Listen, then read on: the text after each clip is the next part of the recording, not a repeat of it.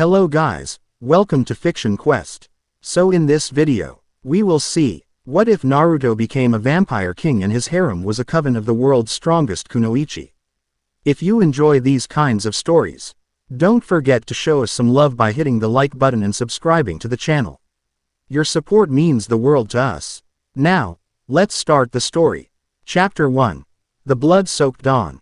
The rain fell. It was a soft, forgiving drizzle that did little to wash away the blood-matting Naruto Uzumaki's hair to the stone face of Hashirama Senju.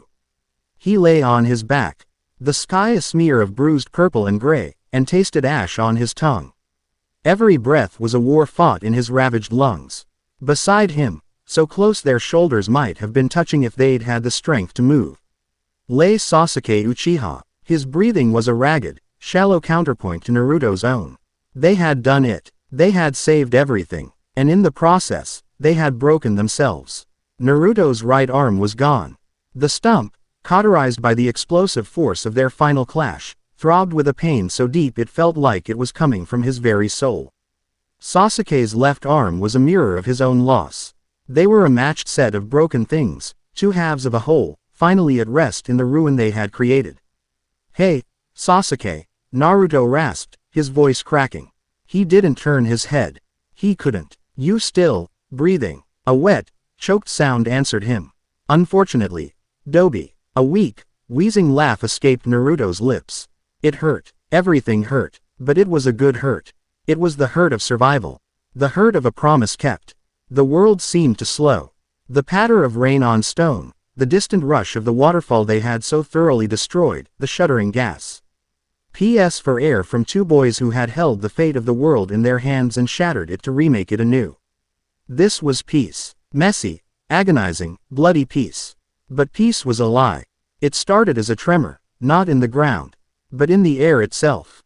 A pressure drop that made Naruto's ears pop.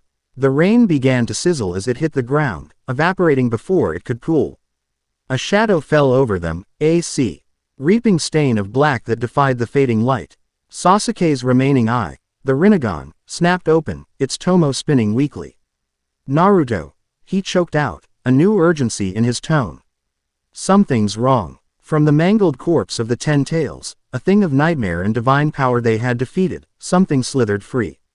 It was Black Zetsu, not the triumphant mastermind, the manipulator of generations, but a desperate, wounded creature. It was torn, pieces of its strange, tar-like body missing, its connection to Kagaya severed. But it was not dead.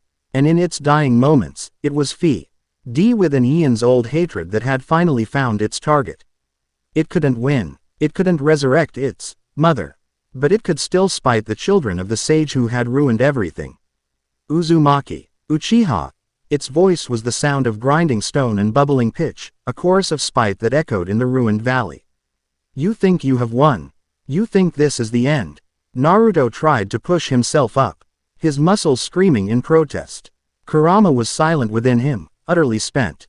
He was running on fumes, nothing more than grit and the stubborn refusal to die.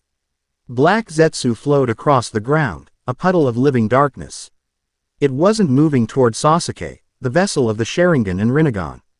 It was moving toward him, toward the vast, vibrant, and utterly exhausted life force of Naruto Uzumaki.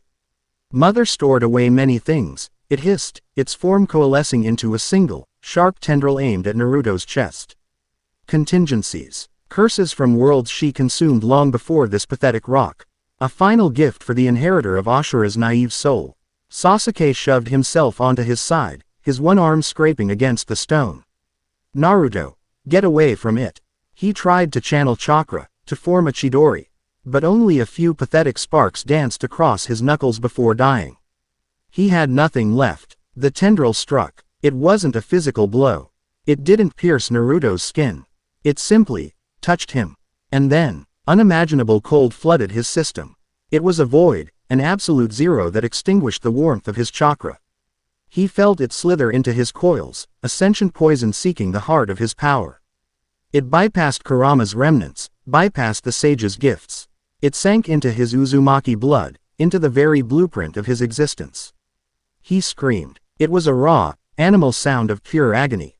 His vision bleached white, then flooded with black. He felt his own life force, that boundless ocean of vitality that had defined him, being twisted, rewritten, corrupted from the inside out. It was a violation so profound it made the loss of his arm feel like a paper cut. Black Zetsu cackled, a sound of pure, unadulterated malice. She could not be killed, only sealed. But you can be remade.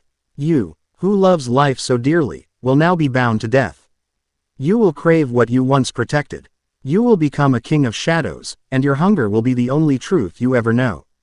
With its final act of vengeance complete, the last of its energy spent, Black Zetsu dissolved, turning to dust and scattering on the wind, its laughter echoing long after it was gone. Naruto's scream died in his throat. The world tilted on its axis and then, mercifully, went black. The last thing he heard was Sasuke shouting his name, his voice filled with a desperate, helpless panic. Light. That was the first intrusion. It wasn't the warm, familiar light of the sun. It was a harsh, sterile, white light that stabbed through his eyelids and made his skull ache. It was too bright. Everything was too bright. Sound was the next assault. The rhythmic, infuriatingly steady beep, beep, beep of a heart monitor. The whisper of rubber-soled shoes on linoleum floors out in the hallway. The frantic, fluttering heartbeat of a sparrow perched on the windowsill, a sound he should not have been able to hear from across the room. It was all too loud, a cacophony that vibrated against his eardrums and sent shards of pain through his brain. Then came the smell. It was a tidal wave of information, an overwhelming deluge his mind couldn't process. Antiseptic, stale air from the ventilation system. The faint, sweet scent of cherry blossoms from a vase somewhere nearby. And beneath it all, something else. Something metallic and rich and intoxicating. Blood, not just the faint, dried smell from his own bandages, but the living, pulsing scent from the IV bag hanging beside his bed, a slow drip of life he could smell with every particle of his being. His gums ached, a deep, throbbing ache that felt ancient and wrong. He ran his tongue over his teeth. They felt different, sharper, longer. The canines, specifically, scraped against his lower lip. Naruto's eyes snapped open. The world leapt into focus with a hyper-real clarity that stole his breath. He could see the individual fibers in the white blanket covering him. He could see the microscopic cracks in the ceiling plaster. He saw the dust motes dancing in the shaft of afternoon light, each one a glittering, individual world. Panic, cold and sharp, lanced through him. This wasn't right. His senses, always honed, had never been like this. This was predatory. He sat up. The movement was too fast, too fluid. There was no grogginess, no lingering weakness from his injuries. The deep, bone-weary exhaustion was gone, replaced by a coiled, humming energy that felt alien in his own skin. He looked down at his right arm. A new one was there, pale and strange, attached at the shoulder. It was made from Hashirama's cells, he vaguely recalled someone explaining in the hazy moments of consciousness he'd experienced. But it felt like a foreign object, a clumsy prosthetic grafted onto a body that had become something far more refined. The door opened. She walked in, her pink hair a welcome splash of color in the sterile white room. Sakura Haruno. She held a clipboard, her expression a mixture of exhaustion and gentle concern. Naruto, you're awake. How are you feeling? He opened his mouth to answer, to say her name, but the words caught in his throat. The moment she entered, her scent had dominated the room, eclipsing everything else. It was the smell of life, of warm blood pumping just beneath the surface of her skin. He could hear it. The steady, rhythmic thump-thump, thump-thump of her heart was a drumbeat calling to a part of him he didn't recognize. A deep, primal hunger uncoiled in the pit of his stomach, a ravenous, clawing need that was so powerful it made his head spin. His throat was parched, a desert of need. He was thirsty. He had never known a thirst like this. Sakura-chan, he managed, his voice a dry rasp. She smiled, that familiar, beautiful smile that had always made his heart ache in a completely different way. Don't try to talk too much. You've been out for days. We were all so worried. She stepped closer, reaching out to check the drip on his IV bag. As she moved nearer, the scent, the sound, the presence of her life became an unbearable temptation. He could see the faint pulse beating in the vein of her neck, a delicate, blue line against her pale skin. The hunger roared, drowning out everything else. It drowned out the years of friendship, the shared battles, the unwavering loyalty. It drowned out him. Mine, a voice in the back of his mind whispered. A cold, possessive, reptilian voice that was not his own. Life. Take it. His knuckles were white where he gripped the blanket. A low growl rumbled in his chest, an involuntary sound that made Sakura pause, her hand hovering over the IV line. Naruto. Her brow furrowed. The concern in her eyes was beginning to be tinged with confusion, with a flicker of fear. What's wrong? Your eyes. He could feel it. The change. His pupils were dilating, swallowing the blue of his irises, turning them into black pits. The nails on his hands, both his original and the new one, were lengthening, hardening, darkening into sharp, obsidian claws. The ache in his gums intensified, and his canines descended, sharp and cruel. Get back, he hissed, the words contorting around the new shape of his teeth. The effort to resist was monumental. It was like trying to hold back the entire ocean with his bare hands. He was losing. Sakura took a step back, her medical instincts warring with her rising fear. What's happening to you? Your chakra. It's wrong. It's so cold. She raised her hands, a faint green glow of medical ninjutsu appearing around them, ready to defend or subdue. The sight of that vibrant green chakra, a manifestation of pure life energy, was like throwing gasoline on a fire. The last vestiges of his control shattered. With a snarl that was more beast than man, he lunged. He was a blur of motion, clearing the distance between the bed and her in less than a heartbeat. He wasn't thinking. He was only feeling. The hunger was his entire world, the scent of her blood his only guide. He slammed her against the wall, his new arm, clumsy as it felt, pinning her with terrifying strength. Her clipboard clattered to the floor. Her eyes were wide with shock and terror. Naruto, stop, it's me. He heard her words, but they were distant, meaningless sounds. All that mattered was the pulse hammering against his fingertips where he held her, the frantic beat of her heart, the promise of life just a single, sharp bite away. He lowered his head, his fangs grazing the soft skin of her neck. He was going to kill her. He was going to drain his oldest friend dry, and a horrifying part of him, that cold, ancient voice, was ecstatic at the prospect. Stop. The voice was quiet, but it cut through the red haze of his hunger like a diamond blade. It was soft, yet it carried an authority that rooted him to the spot. Slowly, fighting for every inch of movement, he turned his head. Standing in the doorway was Hinata Hyuga. She wasn't the shy, quiet girl he had always known. There was a stillness about her, an absolute calm in the face of the monster he had become. Her face was pale, but her expression was one of profound, heartbreaking understanding. And her eyes, her Byakugan was active, the veins around her temples stark and pronounced. But there was something different about them. They seemed to glow with a faint, inner luminescence, and they weren't just looking at him. They were looking into him. Sakura gasped, struggling in his grip. Hinata, get out of here. Get help. Hinata didn't move. She took a slow, deliberate step into the room, her gaze never leaving Naruto's. I can see it, she said, her voice barely a whisper. Yet it filled the room.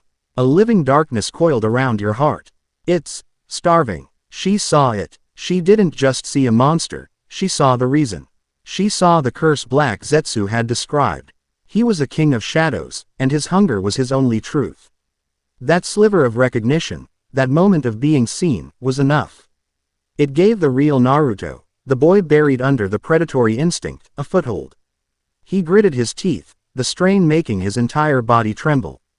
Hinata, run, he forced out, the words tearing at his throat. She took another step closer. It doesn't want just blood, Naruto-kun. It wants life. It wants chakra. She looked at the IV bag, then back at him.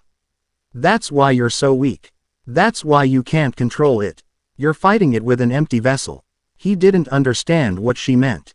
His mind was fracturing under the strain. Sakura was still pinned, her life a breath away from being extinguished. Hinata walked forward until she was standing right beside them. She looked at Naruto's face, at the fangs in the monstrous eyes, and there was no fear in her expression. Only a deep, unwavering resolve.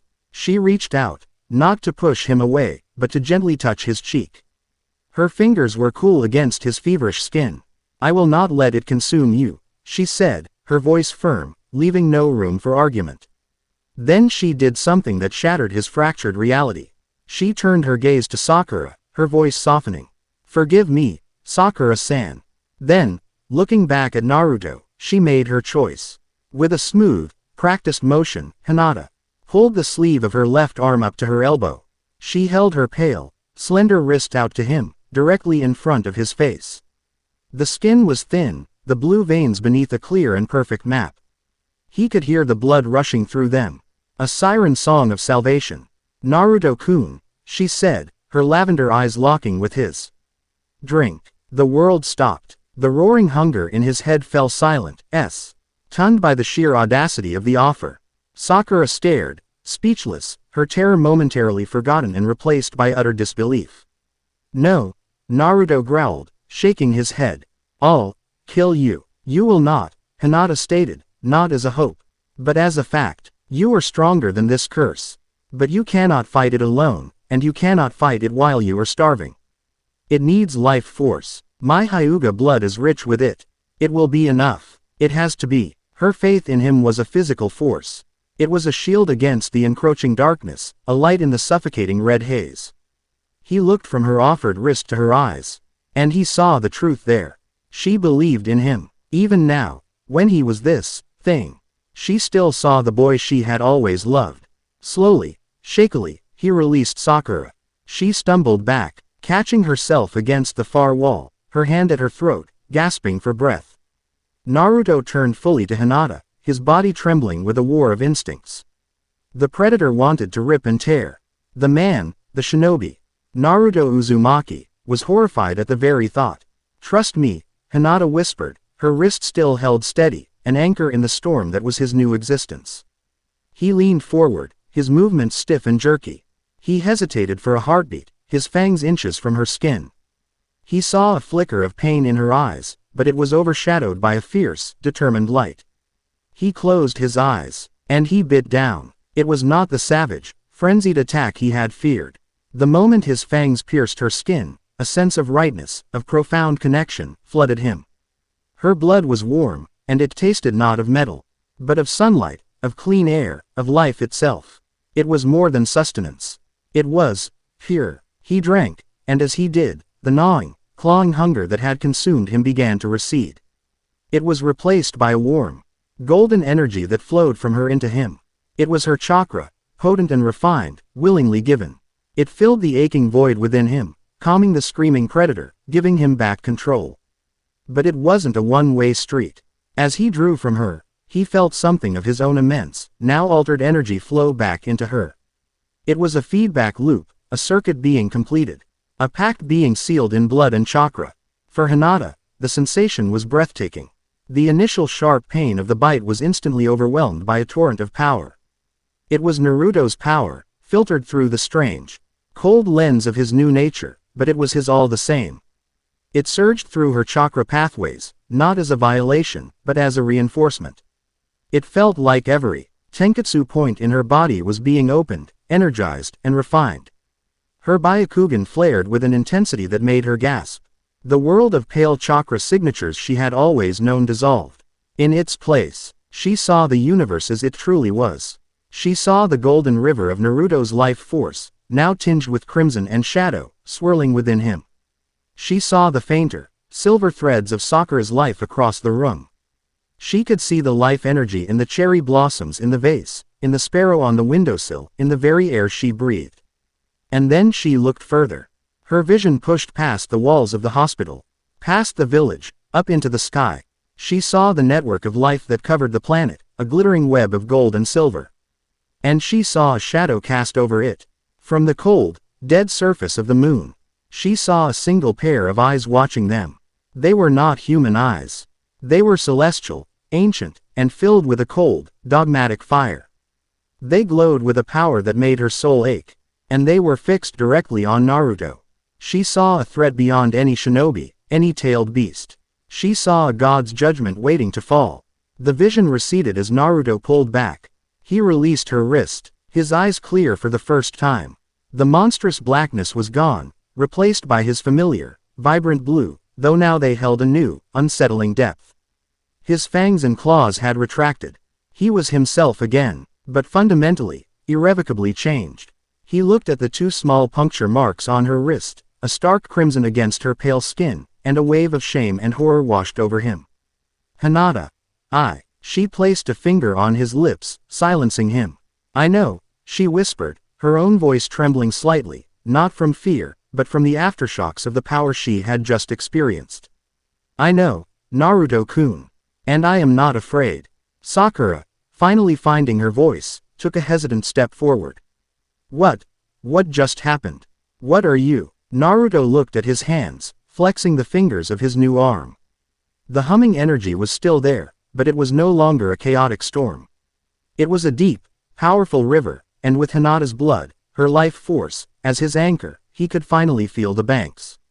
He was in control. He was a monster. He was a creature of shadow and thirst. But he was also Naruto Uzumaki. He met Hinata's gaze, and a silent understanding passed between them. Their lives were now linked in a way no one else could comprehend. She had not just saved him, she had bound herself to his fate. She was the first to see him, the first to trust him, the first to share his power and his burden. Far away, in the silent vacuum of space, Tonari Otsutsuki stood within his lunar palace, the Tensagen in his eye fading from its active, perceptive state. He had felt it. The chaotic, corrupting energy of the curse had suddenly stabilized, anchored to a new source. It had not been purified. It had been accepted, nurtured. He looked down at the vibrant, blue world spinning below. A world teeming with the stolen gift of chakra, a world that had now given birth to an abomination that defied the very laws of nature. The corruption has taken root, he murmured. His voice utterly devoid of emotion. A single, perfect tear traced a path down his cheek. The garden must be cleansed. It must all be burned away. Down below, in the sterile white hospital room, Naruto Uzumaki, the world's savior, its hero, its new and terrifying king, looked at the woman who had become his lifeline and knew, with absolute certainty, that the war for his soul, and for the soul of the world, had only just begun. Chapter 1 End. Chapter 2. A Coven of Shadows. The silence in the aftermath was heavier than any scream. Sakura stood with her back pressed against the wall, her own heart a frantic drum against her ribs. Naruto was on his knees, his head bowed, his shoulders shaking with the aftershocks of the hunger that had nearly made him a monster. Hinata was beside him, one hand resting gently on his back, a silent, unwavering pillar of support. The air was thick with the coppery tang of blood and the ozone crackle of power redirected. They were keepers of a secret that felt like a live grenade. In the days that followed, Room 307 of Konoha General Hospital became their sanctuary and their laboratory. The official story, meticulously crafted by Sakura and laid to the worried faces that peered in, was that Naruto was suffering from a severe case of chakra exhaustion, complicated by the foreign nature of Hashirama's cells. It was a plausible lie, one had explained his need for isolation and the strange fluctuations in his energy signatures that the hospital's sensory ninja occasionally picked up. The truth was far more terrifying and fascinating. Sakura, armed with blood samples, chakra-sensitive paper, and every medical text she could get her hands on, threw herself into her work with a fervor born of guilt and scientific obsession. She had almost died. He had almost become a kinslayer. That could never happen again. It's not just a curse, she explained one afternoon, her voice a low murmur as she held up a slide to the light. Naruto sat on the edge of his bed, watching her, while Hinata practiced a delicate, evolving form of her gentle fist in the corner, her movements now unnaturally fluid. Black Zetsu didn't just poison you. It rewrote you. It's a parasitic bloodline, a viral Kekkei Genkei. It targeted the foundation of your Uzumaki vitality and hijacked it. She projected a magnified image of his blood cells onto the wall using a modified genjutsu. Normal red blood cells were simple, concave discs. His were different. They were darker, almost crystalline at their edges, and they pulsed with a faint, crimson light. They swarmed and devoured a sample of a chakra-infused saline solution she introduced, leaving nothing behind. Vampirism, Sakura stated, the word tasting strange and foreign. That's the closest term I can find in the archaic texts. A being that sustains its life force by consuming the life force of others. Your body no longer produces its own energy in the same way. It's a hyper-efficient converter.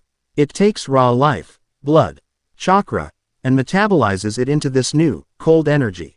Naruto clenched his fists. The hunger was a constant companion now, a low thrum beneath his skin.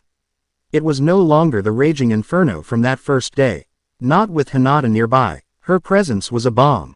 When she was in the room, he could feel a subtle flow of energy from her to him, a steadying current that kept the beast in its cage. When she left, even for a moment, the bars of that cage would begin to rattle. Their bond was the key. Sakura had studied it, marveling at the symbiotic loop they had created. Hinata's blood had given him a stable source of refined chakra, and in return, his vampiric energy had supercharged her system. Her Byakugan was no longer just a tool for seeing chakra points, it was an astral telescope. She could perceive the very essence of life, the emotional state of a person from their energy signature, and she still spoke of the cold, watchful eyes on the moon, a warning that kept them all on edge. But the world outside their sealed room would not remain ignorant forever. Kakashi, freshly inaugurated as the 6th Hokage, was a frequent visitor. He'd stand in the doorway, his one visible eye filled with a concern that was slowly sharpening into suspicion. He still needs more rest, sensei, Sakura would say, blocking his path with a practiced, professional smile. The integration of the new arm is proving temperamental. Kakashi's gaze would drift to Naruto, who would give a weak, unconvincing wave. He knew they were hiding something. The hero of the war, the most vital person he'd ever known, was sitting still and quiet as a stone. It was the most unnatural thing in the world. The whispers started soon after. Shinobi from Suna and Kumo who had been at the final battlefield spoke of a chilling dark chakra they'd felt erupt from Naruto just before the end. The official report cited the Sage of Six Paths, power, but the story mutated in the telling. They said it felt demonic, older and colder than the Kyuubi's rage. The fourth Raikage, sent a formal inquiry, his words wrapped in diplomatic courtesy but carrying the weight of a threat. He demanded an independent medical evaluation of Konoha's Jinchuriki, citing global security. It was a power play, a move to put the victorious but wounded Leaf Village on the back foot. The pressure was mounting. They were living on borrowed time. The night it broke was quiet and moonless. A thick blanket of clouds smothered the stars, casting Konoha in a deep, impenetrable gloom. Ino Yamanaka and Tenten had decided to pay a late visit, figuring the hospital would be quieter, and they could finally get a moment alone with their friend without a line of well-wishers. Ino carried a pot of rare night-blooming cacti, and Tenten had a newly forged kunai, perfectly balanced and engraved with a tiny whiskered seal. As they approached the hospital's supposedly secure wing for high-profile shinobi, Ino's head snapped up, her hand shooting out to stop Tenten. "Wait," she whispered, her eyes narrowed in concentration. "What is it?" Tenten asked, her hand instinctively moving to the weapon scroll sealed on her back. "Mines," Ino said, her voice tight. "6 of them. Inside the hospital grounds. They're blank. What does that mean?" "It means they have no surface thoughts. No fear, no anticipation, no stray daydreams. It's a Yamanaka technique for mental stealth, but this is perfect. Too perfect. Like they've wiped their own personalities clean. They feel like puppets, and they're all moving toward Naruto's wing." A cold dread settled in Tenten's stomach. "Anbu." "No," Ino said, her face pale. "This feels different, colder. This is Root." The name hung in the air between them, a ghost of Konoha's dark past. Danzo was dead, but his ideology had been a poison that had seeped deep into the village's foundations. "We have to warn him." They didn't wait for permission. They moved, flitting over rooftops, their footfalls silent. Ino led the way, her senses locked onto the 6 blank mines converging on their target. They were already inside. Inside room 307, Naruto was awake. He didn't need Ino's senses to know they were coming. He had heard them. He'd heard the whisper-quiet slide of a window opening 3 floors down. He'd heard the impossibly faint rustle of their clothing as they moved through the empty halls. He'd smelled the sterile, emotionless scent that clung to them, the odor of men who had long since buried their humanity. Hinata sat beside him, her Byakugan active, her expression grim. 6 of them, she confirmed. Their chakra is suppressed, almost completely sealed. They're professionals. Sakura stood by the door, her fists clenched. Root. It has to be. They think you're a threat. They think you're weak. Naruto swung his legs off the bed, his bare feet touching the cold floor. The hunger, which had been a sleeping cat, lifted its head and yawned, its claws extending. He felt a thrill, a cold, predatory excitement that terrified and exhilarated him in equal measure. This was the first test. Stay behind me, he said, his voice a low command. It held a new resonance, a quality of absolute authority that made both of them obey without question. The door to the room slid open without a sound. 4 figures, clad in stark white cloaks and blank, expressionless masks, slipped inside. They moved in perfect, deadly sync. 2 more appeared on the windowsill behind him, materializing from the shadows. They were surrounded. One of the masked assassins made a single hand sign. Paralyze. A volley of Senbon needles, coated in a fast-acting neurotoxin, shot from hidden launchers in their sleeves, aimed at Naruto's neck and heart. The old Naruto would have dodged, or made a clone, or tried to block. The new Naruto simply moved. He wasn't fast in the way a shinobi was fast. He didn't flicker. He just ceased to be where he was and appeared somewhere else. He flowed. One moment he was standing by the bed, the next he was behind the 2 assassins who had entered first, a silent wraith of orange and black. The needles hissed through the space he had occupied and clattered uselessly against the far wall. The root agents didn't even have time to register their surprise. Before they could turn, Naruto's hands shot out. He didn't strike them. He simply aced his palms on the backs of their necks. A wave of chilling, black energy flowed from him, and the 2 elite shinobi collapsed, not dead, but utterly inert, their nervous systems overloaded and shut down. 2 more lunged at him with chakra-infused blades. He didn't meet their steel. The shadows in the corner of the room, already deep, writhed and elongated. They shot out like grasping tendrils, wrapping around the assassins, arms and legs, hoisting them into the air. The agents struggled, but the shadows were immaterial yet solid, holding them fast. They were disarmed and neutralized in seconds. The final 2, the ones from the window, were the most skilled. They came at him from both sides, their blades tracing lethal arcs aimed to decapitate him. This time, Naruto met them head-on. He caught their wrists, his grip like iron. The strength was shocking, absolute. Their forward momentum stopped so abruptly that the bones in their arms audibly cracked. They stared, their blank masks betraying nothing. But Naruto could smell their sudden, sharp spike of fear. It was a delicious scent.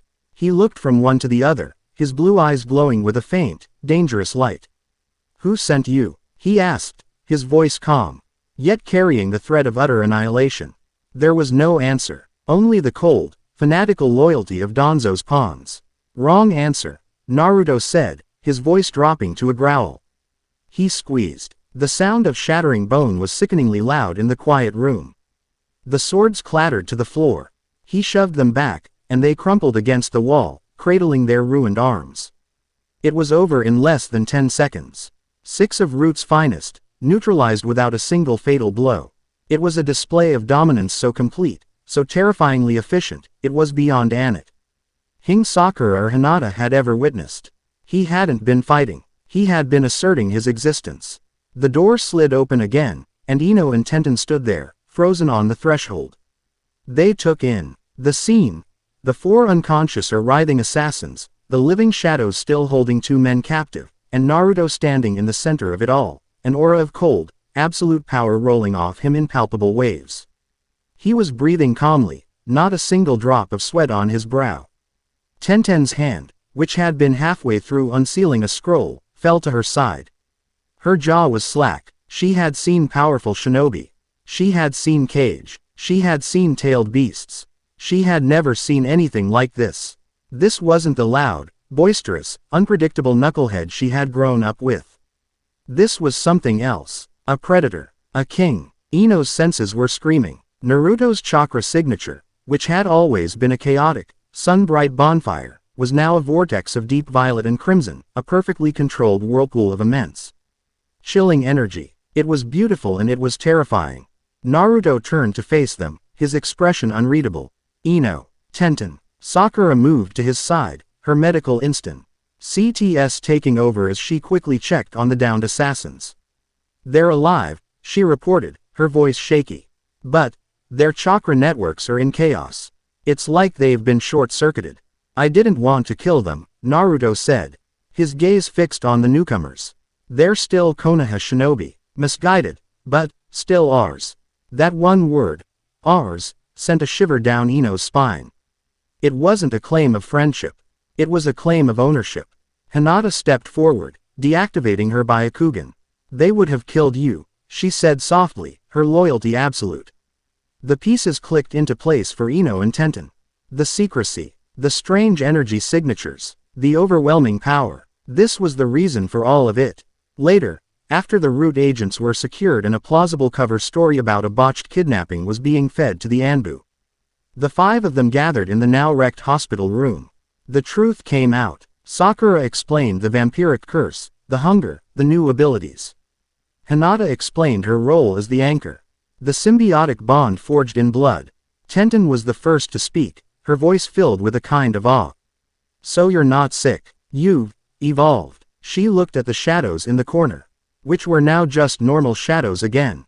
She had always dealt in the tangible, steel, seals, explosions. This was something else, something elemental. Ino was looking at it from a different angle. Her mind, always buzzing with strategy and information, was racing. They'll never accept this, she said, her voice sharp and pragmatic. The village council, the other cage, they'll see you as a monster. A weapon more dangerous than the Kyuubi ever was. They'll try to control you, and when they can't, they'll try to kill you. Tonight was just the beginning. She was right. Naruto knew it. He could feel it in the fearful glances the Anbu had given him, in the way Kakashi's questions were becoming more pointed. He was a hero in their eyes only as long as he fit their definition of one. He had outgrown it. We can't stay here, Naruto said, his decision already made. Konoha, it's a cage.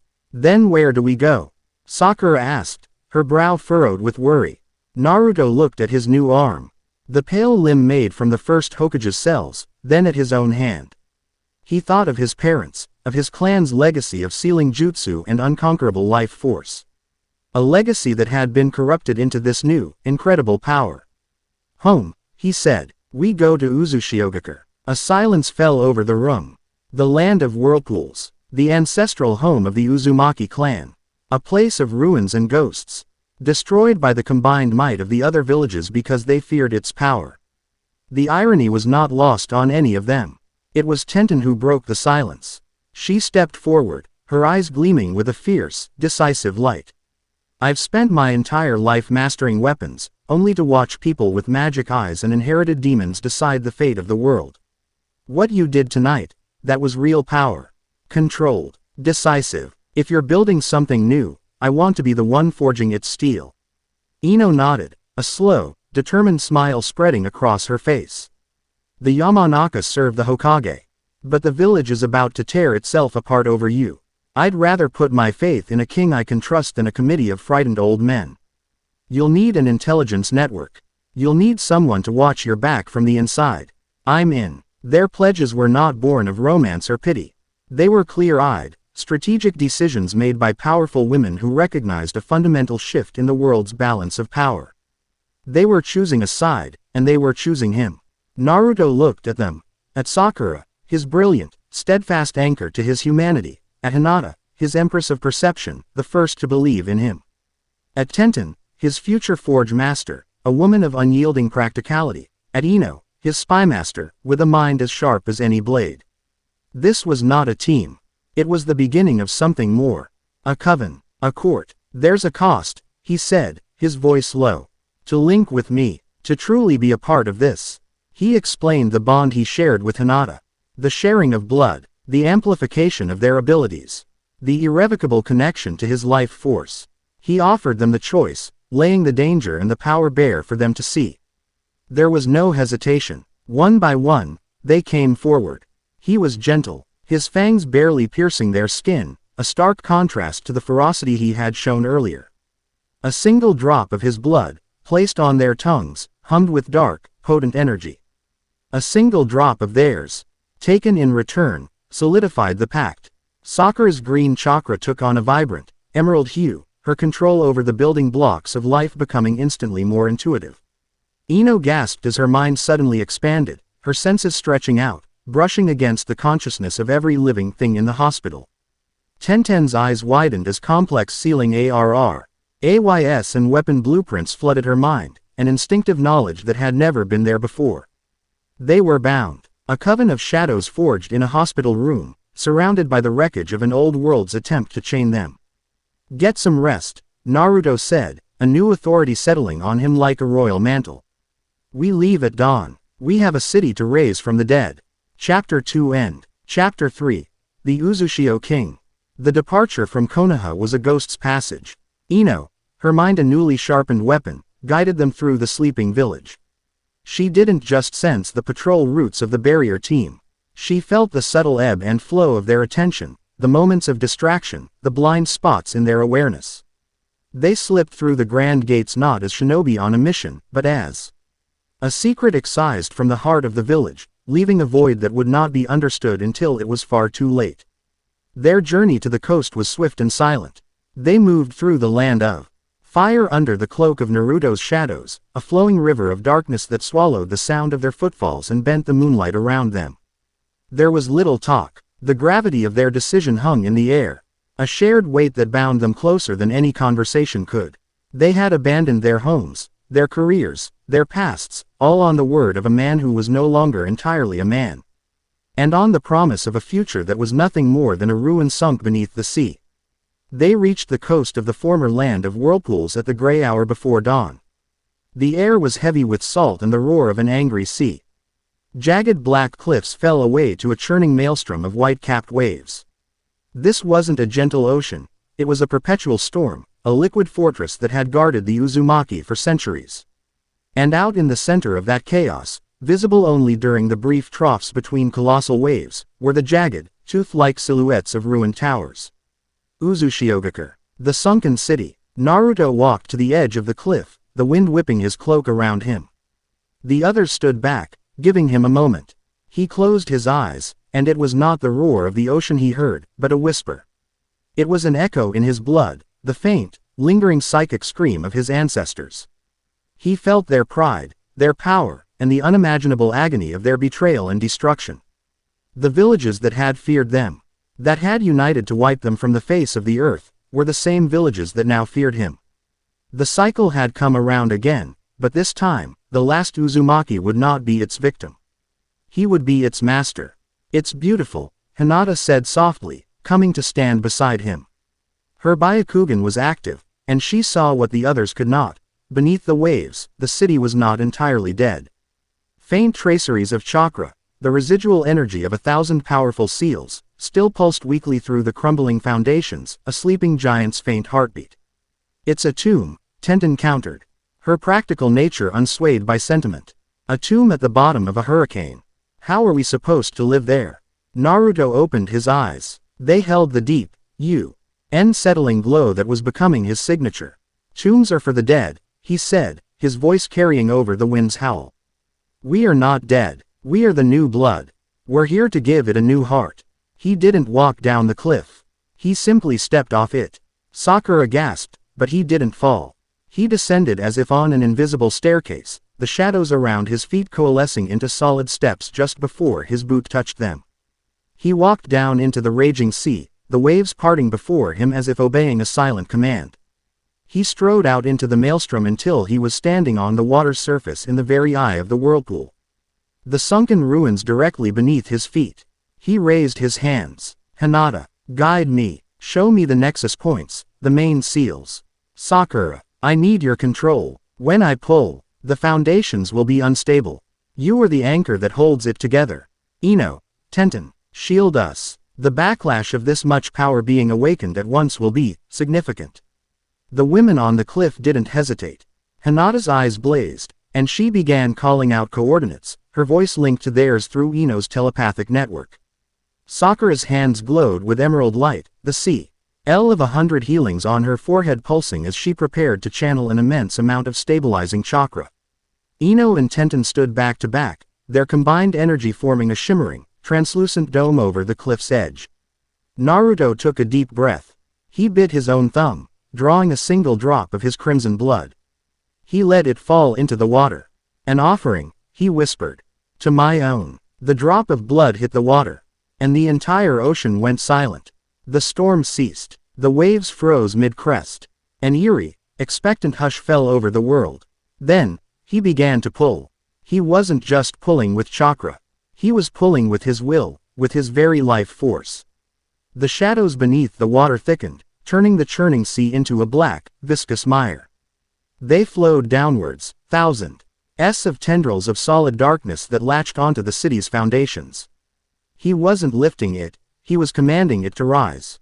The ancient seals, dormant for decades, responded to the call of their master's blood. They flared to life, one after another, a web of brilliant, spiraling red light that illuminated the depths. The ocean began to boil as the seals activated, releasing decades of pent-up energy.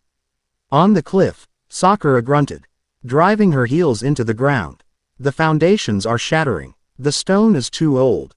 She yelled through Ino's mental link. I feel it. Naruto's voice echoed in their minds. Hold it together. Sakura channeled her chakra, not into the city itself, but into the bedrock of the island beneath it, reinforcing it, creating an unbreakable platter of pure energy on which the city could rest. The ground beneath her feet groaned, but it held. The first tower broke the surface. It rose with a groaning shudder of stone and coral, water cascading down its sides in thick waterfalls. Then came another, and another. Walls, battlements, bridges, and courtyards emerged from the depths, slick with green algae and the passage of time. It was a gothic, impossible sight. A fortress of black stone and glowing red seals rising from the abyss. It wasn't a restoration, it was a resurrection. A dark and formidable rebirth. When the final wall locked into place, a wave of raw, untamed power. The city's awakened consciousness erupted outwards. It slammed into the shield Ino and Tenten had created. The dome flickered violently, and Tenten cried out as she felt the sheer force of it threatening to tear her apart. Ino grit her teeth, her nose beginning to bleed from the psychic strain, but their shield held. The wave washed over them and dissipated into the sky. The sun broke through the clouds, its morning light falling upon the reborn city of Uzushio. It stood proud and defiant in the center of a now calm sea, a black-stoned, crimson-veined monument to a power that refused to die. Naruto stood on the highest tower, his cloak snapping in the new, gentle breeze. He hadn't just raised a city. He had declared his sovereignty. He had drawn a line in the water and announced the birth of a new nation. The news of Uzushiogakure's re-emergence struck the 5 great shinobi villages like a thunderclap. It was impossible, a ghost story made real. Scouts sent to investigate came back with terrified reports of a black city surrounded by a perpetual whirlpool, guarded by seals that repelled any approach. They spoke of a chilling, immense chakra signature at its heart, a signature they all recognized. Naruto Uzumaki. An emergency cage summit was called, held in the neutral land of iron. The mood was tense, the air thick with fear and suspicion. He has gone rogue. The 4th Raikage, slammed his fist on the table, cracking the wood. This, Uzumaki, has taken control of an ancient fortress and declared himself a king. He is a Jinchuriki, a weapon of Konoha that has slipped its leash. He is a global threat. A threat we know nothing about. Gaara, the cage, countered, his voice a calm, sanding whisper that was somehow more intimidating than the Raikage's roar. Naruto is the hero of the war. He saved us all. Perhaps we should seek to understand his motives before we declare him our enemy. Beside him, Temari stood with her arms crossed, her giant fan strapped to her back. As Gaara's sister and most trusted advisor, she watched the other leaders, her sharp, strategic mind dissecting their arguments. She saw fear masquerading as aggression. They weren't angry that Naruto was powerful, they were terrified that they could no longer control him. Kakashi, looking weary under the weight of his new hat, rubbed his temples. Naruto is still a shinobi of the leaf. He is unwell. We are handling the situation internally. It was a weak defense, and everyone in the room knew it. Unwell, sneered Onoki's granddaughter, Kuritsuchi, the new Tsuchikage of Iwa. She was young, fiery, and carried her village's historic grudge against Konoha. He raised an entire island from the bottom of the ocean. That doesn't sound unwell to me. It sounds like a declaration of war. Tamari spoke for the first time, her voice cutting through the bickering. A declaration he has not made. All he has done is occupy the land of his ancestors. He has attacked no one. He has made no demands. You speak of war, Tsuchikage, yet it is you who sound eager to draw blades. Kuritsuchi's eyes narrowed. And what would Suna know of this? Your Kazekage is his friend. Your judgment is compromised. My judgment, Tamari replied coolly, is based on strategy, not sentiment. Rushing to attack a being of his demonstrated power, in a fortress of unknown capabilities, is not a strategy. It is suicide. Her logic was irrefutable, but it did little to quell the paranoia. The summit ended, as she had predicted, in a stalemate. They agreed to send a diplomatic envoy, a decision that satisfied no one. But Tamari saw the looks exchanged between the Raikage and Tsuchikage. She saw the quiet, grim nods of their advisors. They would not honor the stalemate. They were shinobi, and their solution to a problem they didn't understand had always been the same: try to kill it. Life in the new Uzushio was a strange mix of hard work and discovery. The city was a labyrinth of ancient knowledge. Tenten was in paradise, having discovered an Uzumaki forge where sealing arrays were woven directly into the metal, creating weapons that could repair themselves and adapt to their wielder's chakra.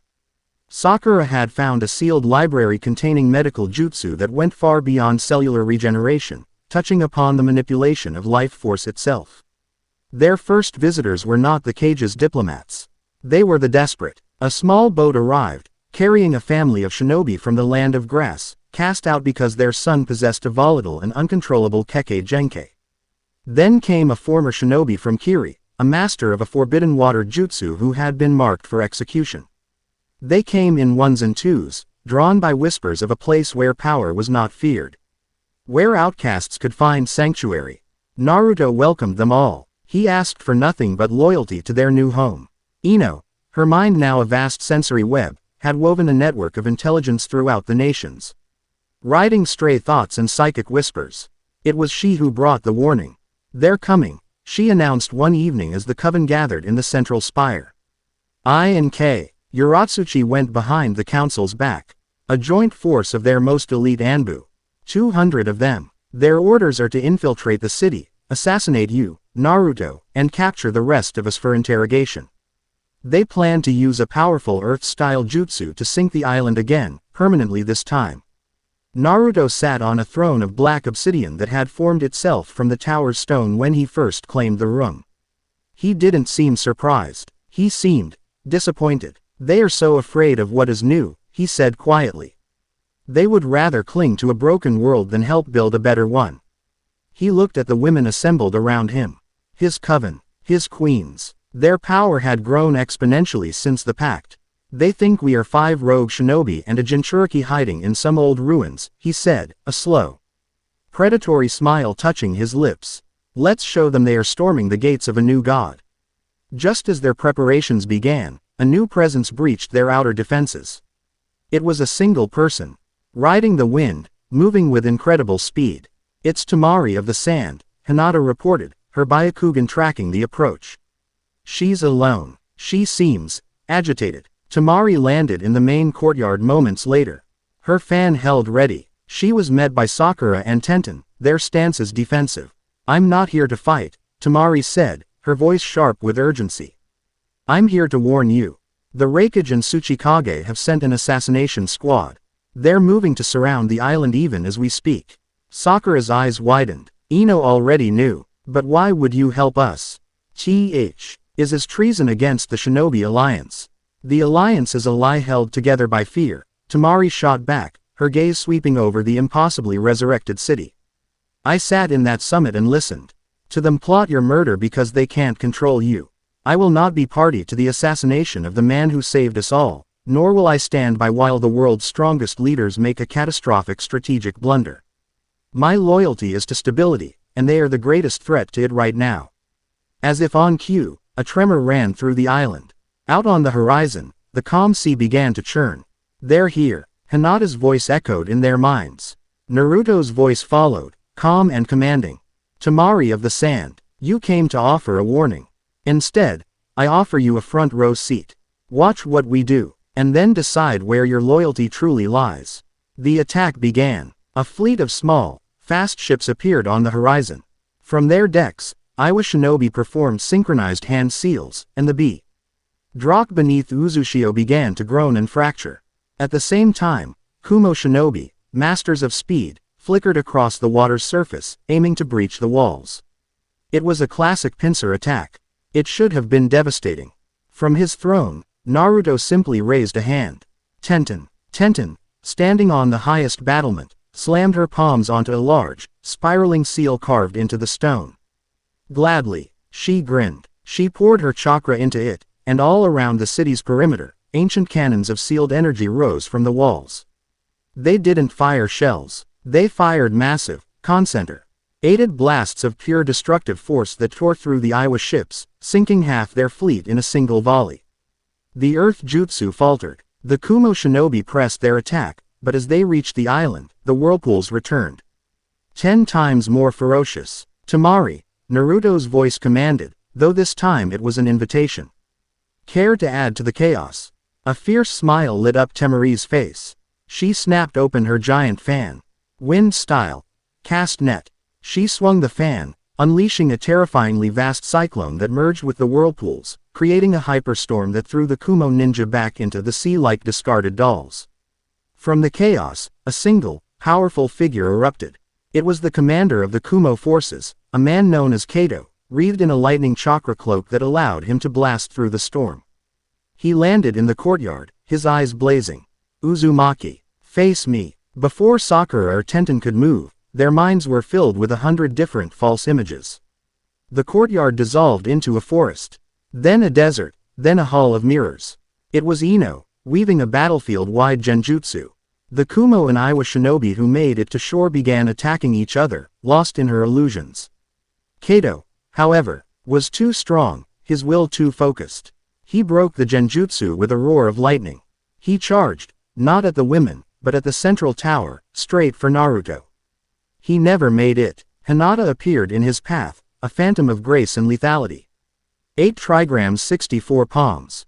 Her hands were a blur, striking with a speed and precision that surpassed any Hyuga who had ever lived. She didn't just strike his tenketsu. Her blows, infused with Naruto's cold, vampiric chakra, bypassed his lightning armor and directly attacked his life force. Kato stumbled to a halt. His powerful cloak flickering and dying, his body paralyzed, his chakra network in ruins. He fell to his knees, utterly defeated. The battle was over. The combined elite forces of 2 great nations had been dismantled, captured, and humiliated without a single fatality on either side.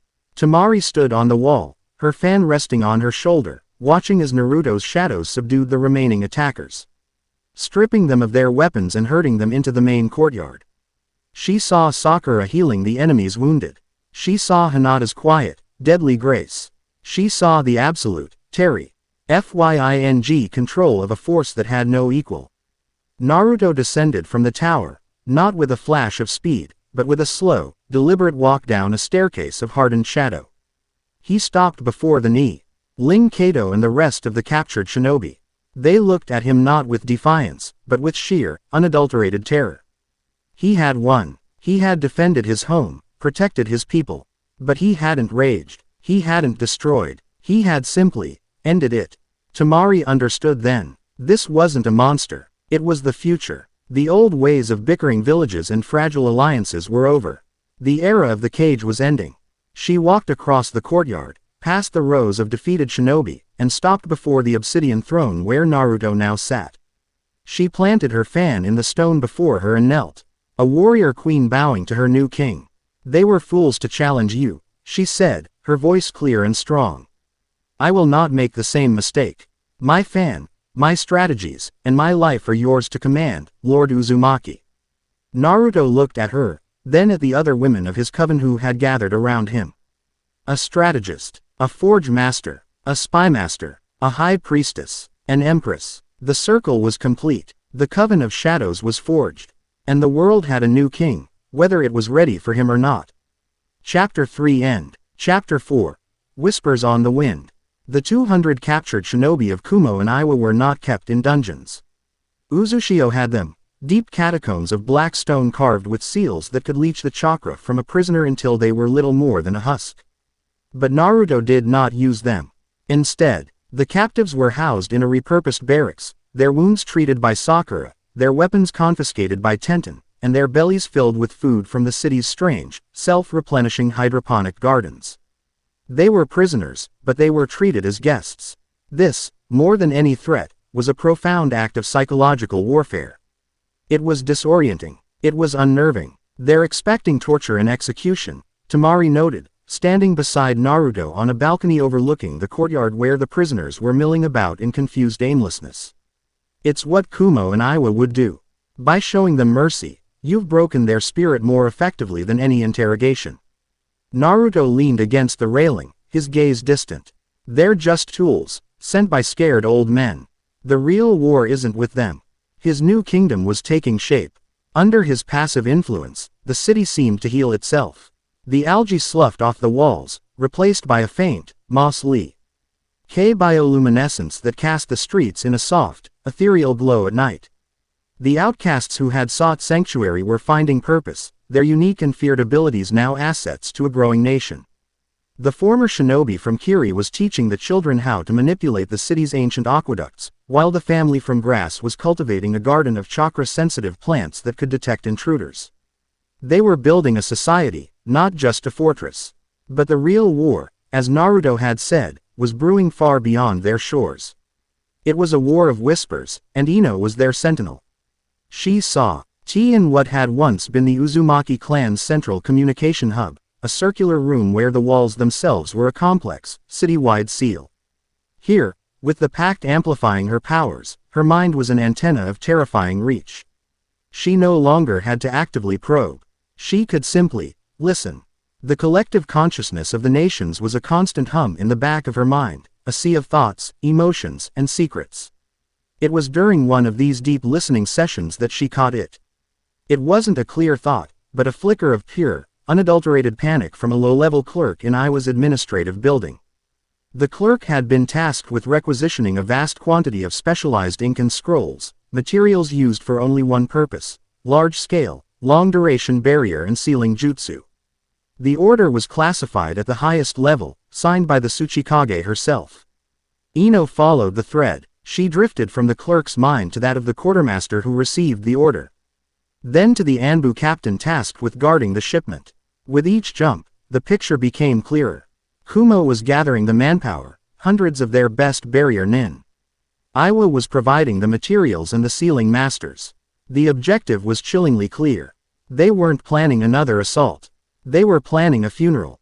They intended to encase the entire island of Uzushiogakure in a sealing barrier so absolute it would become a new moon in the ocean, a permanent prison from which nothing, not even light, could escape. At the same time, Hinata was waging a war on a different front. The celestial gaze she had felt from the moon was a constant presence now, a pinprick of cold pressure at the back of her skull. Her evolved Byakugan, which Sakura had taken to calling the Seishin. Gone. The mind's eye could perceive things beyond chakra. It saw life force, intent, and the subtle energies that bound the universe.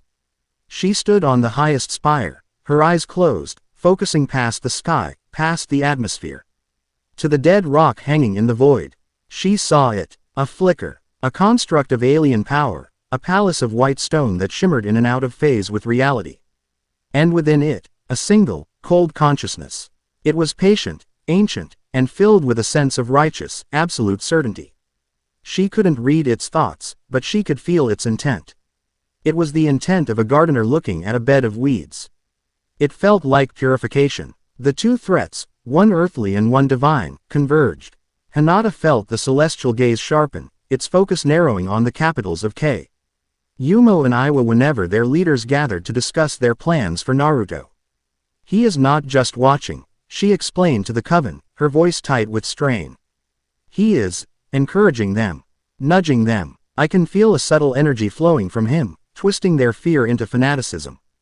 He is watering the seeds of their hatred. The pieces clicked into place. The Raikage and Tsuchikage were not acting entirely of their own volition. They were being manipulated by a far greater power, a puppet master pulling the strings of their paranoia. In the central spire, the 5 women and their king gather. Around a tactical map of the nations that Tenten had etched into a vast, obsidian table. A direct assault is what they expect, Tamari stated, her finger tracing the coastline. They'll be ready for it. But a sealing ritual of this magnitude requires perfect coordination, immense resources, and unwavering morale. That is their weakness. We will not attack their armies. We will attack their certainty. Her mind, amplified by the pact, was a whirlwind of brilliant, ruthless strategy. The plan she laid out was not one of shinobi warfare. It was a campaign of ghosts and shadows. Ino, she began, you are our first wave.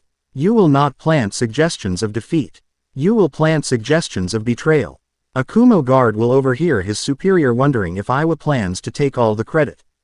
An Iwa quartermaster will misread a supply manifest and become convinced Kumo is hoarding the best materials for themselves. You will turn their alliance into a nest of vipers. Ino smiled, a sharp, dangerous glint in her eyes. I can do more than that. I can give them nightmares. Tenten, Tamari continued, you know their supply lines. The sealing ritual requires specific mineral catalysts from remote mines in the land of Earth. You will not destroy the shipments.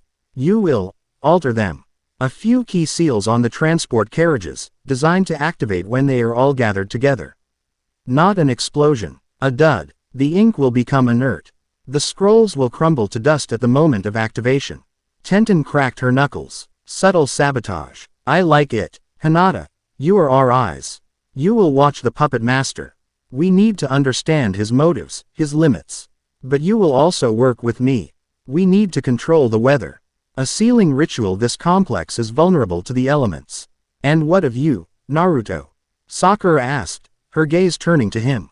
I am the ghost, he said, his voice a low rumble. Their leaders, the Raikage and the Tsuchikage, believe they are untouchable in their own villages. They believe they are safe. I will take that safety away from them. The campaign began. Across the continent, whispers sowed chaos. A rumor, started by Ino in the mind of a drunken Iwa Jonin, spread like wildfire. Kumo's barrier nin were learning the core secrets of the Uzumaki seals, a power Iwa coveted. Paranoia bloomed. Joint training sessions became tense, hostile affairs. In the mountains of the land of Earth, a heavily guarded convoy carrying the final, crucial shipment of catalyst minerals was hit by a sudden, unnatural blizzard. The storm, whipped into a frenzy by Mary's winds and guided by Hinata's precise vision, lasted for 3 days. When it cleared, the convoy was intact, the guards unharmed, but the cargo had been delayed just long enough to throw the entire timetable into disarray. No one saw the fleeting shadow that was Tenten, replacing the real cargo with perfectly crafted fakes. The psychological toll was immense. Shinobi guarding the staging grounds on the coast began seeing things. A flash of a red spiral in the corner of their vision. The whisper of their name on the wind when no one was there. These were Ino's genjutsu, subtle, fleeting, and designed to fray the nerves of even the most hardened veterans. The Raikage, grew frustrated. His alliance was squabbling, his timeline was in shambles, and his men were on edge.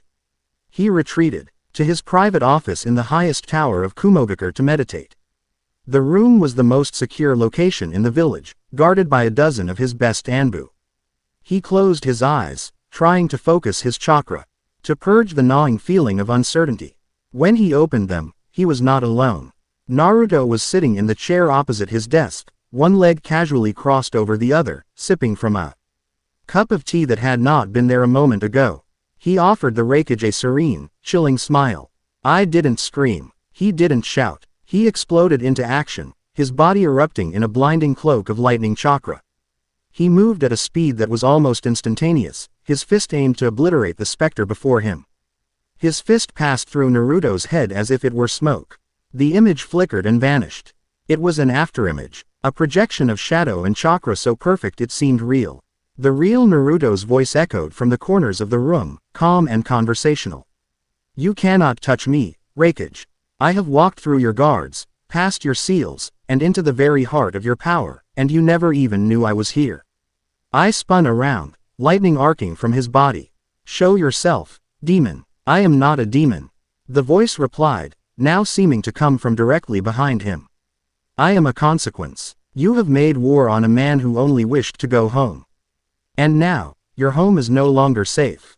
A single shadow tendril, black as the void, snaked out from under the desk and gently touched the Raikage's family portrait sitting on the corner. It left a single, swirling red mark, the Uzumaki spiral, on the glass before retreating. This is my first and only warning, Naruto's voice concluded, fading as if it had never been there. Disband your forces. Go home, or the next time I visit, I will not be so intangible. Then, silence. The room was empty. I stood trembling, not from exertion, but from a violation so profound it shook him to his core. He was the Raikage, a god in his own land, and a ghost had just threatened his family in his own sanctuary. The final stroke of the Coven's plan was to be delivered by Temari. As the demoralized and fractured Kunoichi forces gathered their fake materials on a desolate peninsula for one last attempt at the sealing ritual, she and Naruto went to meet them. They appeared on a clifftop overlooking the encampment, not hiding, but in full view. The Raikage was there, his face a mask of thunderous fury and barely concealed fear. He stood beside Kunoichi, who projected an air of brittle confidence. So the monster shows its face. She yelled, her voice carrying across the wind. I came to accept your surrender, Naruto called back, his voice calm and clear. That was the final insult. With a roar of rage, I charged, his personal guard flanking him. He would not be humiliated again. It was, as Temari had predicted, not a battle. It was a lesson. As the Raikage and his guard charged up the cliff, Temari snapped open her fan. Wind style. Great sickle dance. A dozen intersecting tornadoes erupted from the ground, not to shred the enemy, but to contain them. The Kumo shinobi were caught in a vortex of air, their light ning fast movements rendered useless as they were tossed about, separated, and disoriented. His power immense, blasted through the wind barrier, his eyes locked on Naruto. He never reached him. Naruto didn't even move. The shadow beneath the Raikage's own feet rose up, forming a cage of solid, writhing darkness around him. He punched it, and his fist was swallowed by the cold energy. He blasted it with lightning, and the shadow absorbed the blow without a ripple. He was trapped, utterly helpless, in a prison made of his own shadow. From the encampment below, Kunoichi gave the order. Begin the ritual, now. Hundreds of shinobi began the hand seals. The fake scrolls were unfurled. The inert ink was painted onto the ground. They poured their chakra into the array. And nothing happened. A collective, confused murmur went through the crowd. They tried again. The seals sputtered with pathetic, weak sparks, then died. A sealing master from Iowa picked up one of the catalyst stones Tenten had swapped. It crumbled into dust in his hand. It was over. Their ultimate weapon was a dud. Their strongest warrior was a prisoner. Their army was trapped in a windstorm. Temari stood beside Naruto, her expression stern. Your alliance is broken. Your supplies are worthless. Your men are defeated. This is the result of your fear. This is the futility of challenging Uzushio. Naruto let the shadow cage dissipate. The Raikage fell to his knees, panting, his lightning cloak extinguished. He looked up at Naruto, not with hate, but with a dawning, horrified understanding. He had not been fighting a man. He had been fighting a force of nature. Go home, Naruto said, his voice holding no triumph, only a deep, weary finality. There will not be another warning. He and Temari turned and walked away, vanishing back into the shadows. The Kumo and Iowa forces retreated, their armies broken, their pride shattered. The whispers Ino had planted would now fester, ensuring no such alliance between them would ever form again. Back in Uzushio, the Coven celebrated a victory won without a single drop of blood being shed. They had proven that power was not just about strength, but about control, intelligence, and the will to wield it with precision. But as the others savored their success, Hinata stood on the highest tower, her gaze fixed on the moon. The celestial presence was still there. It was no longer watching the cage. It was watching her. She felt its cold, alien curiosity, and for the first time, she felt a flicker of its intent directed at her. It knew she could see it. The Master was aware of the eyes that had pierced his veil. The war of whispers was over. The next one would be far more direct. Chapter 4 End. Chapter 5. The Price of Blood. Victory was a cold comfort. The retreat of the Kumo-Iwa forces had left a power vacuum, a stunned silence across the elemental nations. Uzushio was no longer a nascent threat, it was an undeniable, terrifying reality.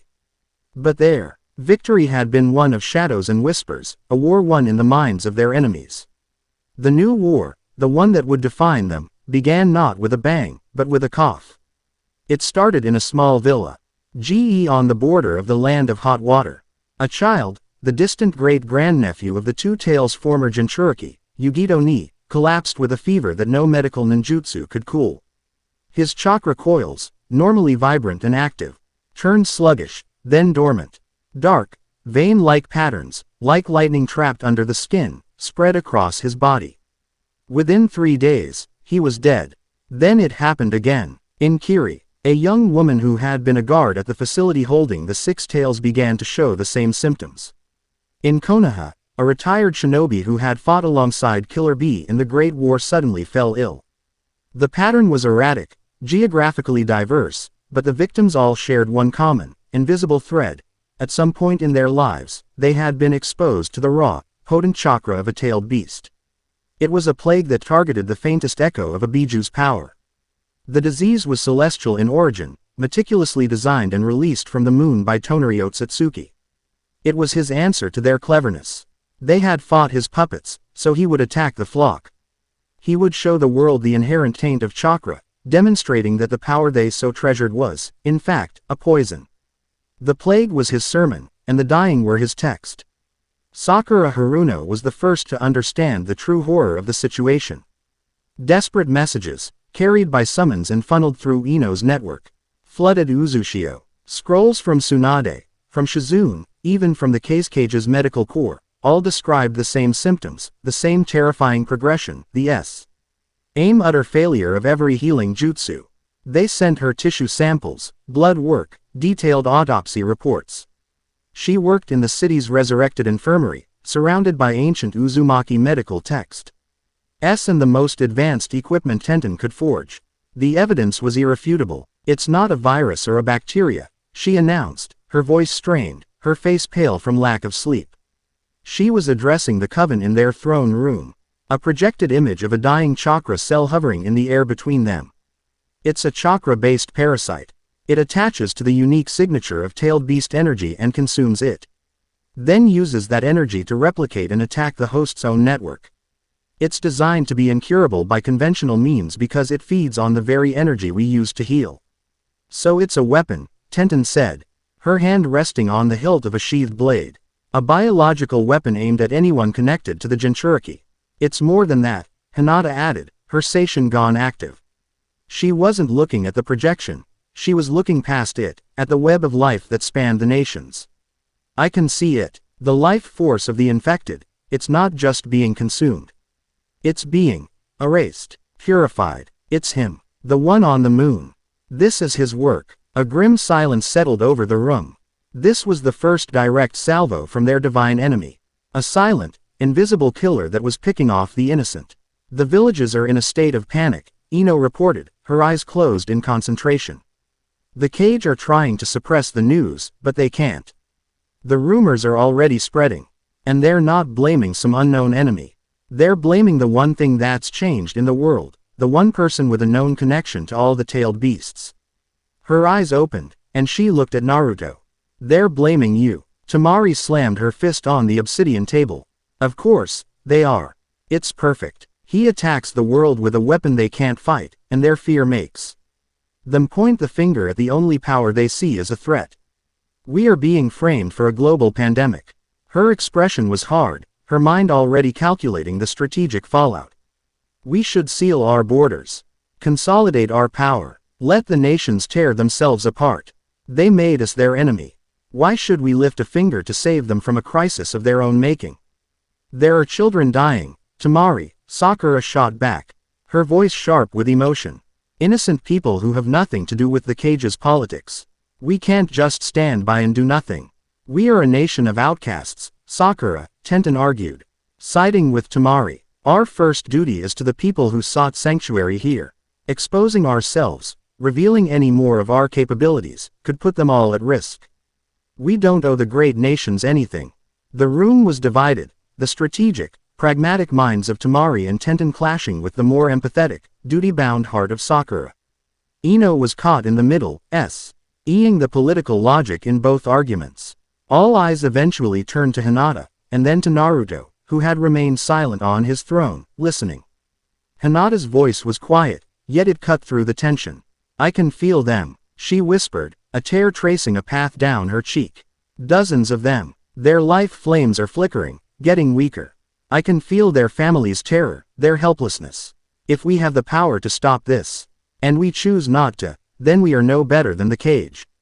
We are no better than the god on the moon who sees them all as weeds to be pulled. Finally, Naruto spoke. His voice was calm, but it held the weight of a king. Sakura, is there a cure? Sakura hesitated, the impossible weight of her knowledge pressing down on her. Yes, she said, her voice barely audible. Theoretically, the parasite feeds on a specific chakra signature. To kill it, you would need to introduce an agent that could completely rewrite the victim's chakra system, purging the biju's signature without killing the host. She looked at him, her eyes filled with a mixture of hope and terror. Your blood, your vampiric cells, they're perfect converters. They rewrite biological and chakra-based information. An infusion of your blood, it wouldn't just kill the parasite. It would cure the patient. Permanently. The implications of her words hung in the air. Their greatest secret, the source of their power. To use it as a cure would be to expose it to the world. Absolutely not, Temari said, her voice flat and final. Give them a sample of your blood.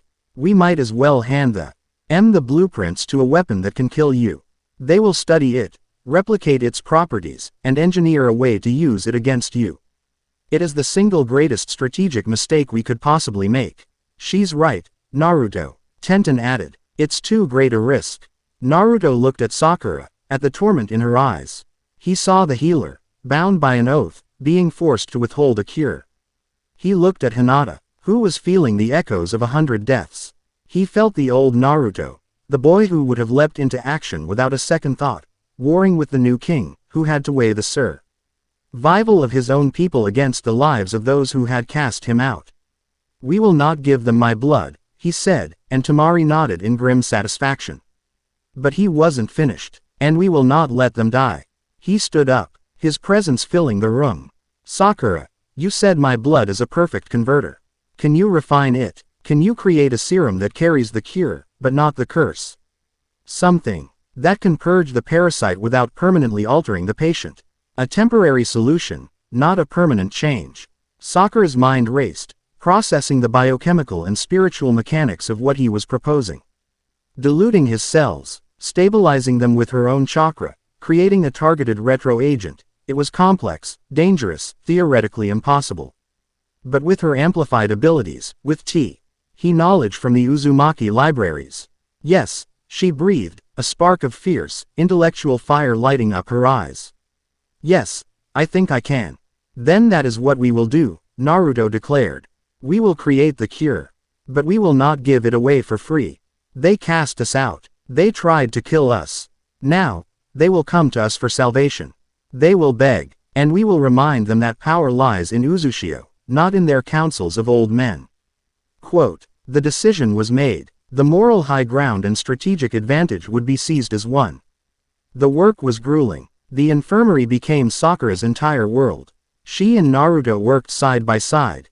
A strange dance of science and supernatural power. He would draw his own blood, using his perfect control to isolate the specific regenerative cells she needed. She would then take over, using her unparalleled chakra control to suspend them in a solution, breaking them down, neutralizing their vampiric properties while retaining their curative ones. It was emotionally and physically draining for both of them. One night, she finally slumped against a wall, utterly spent.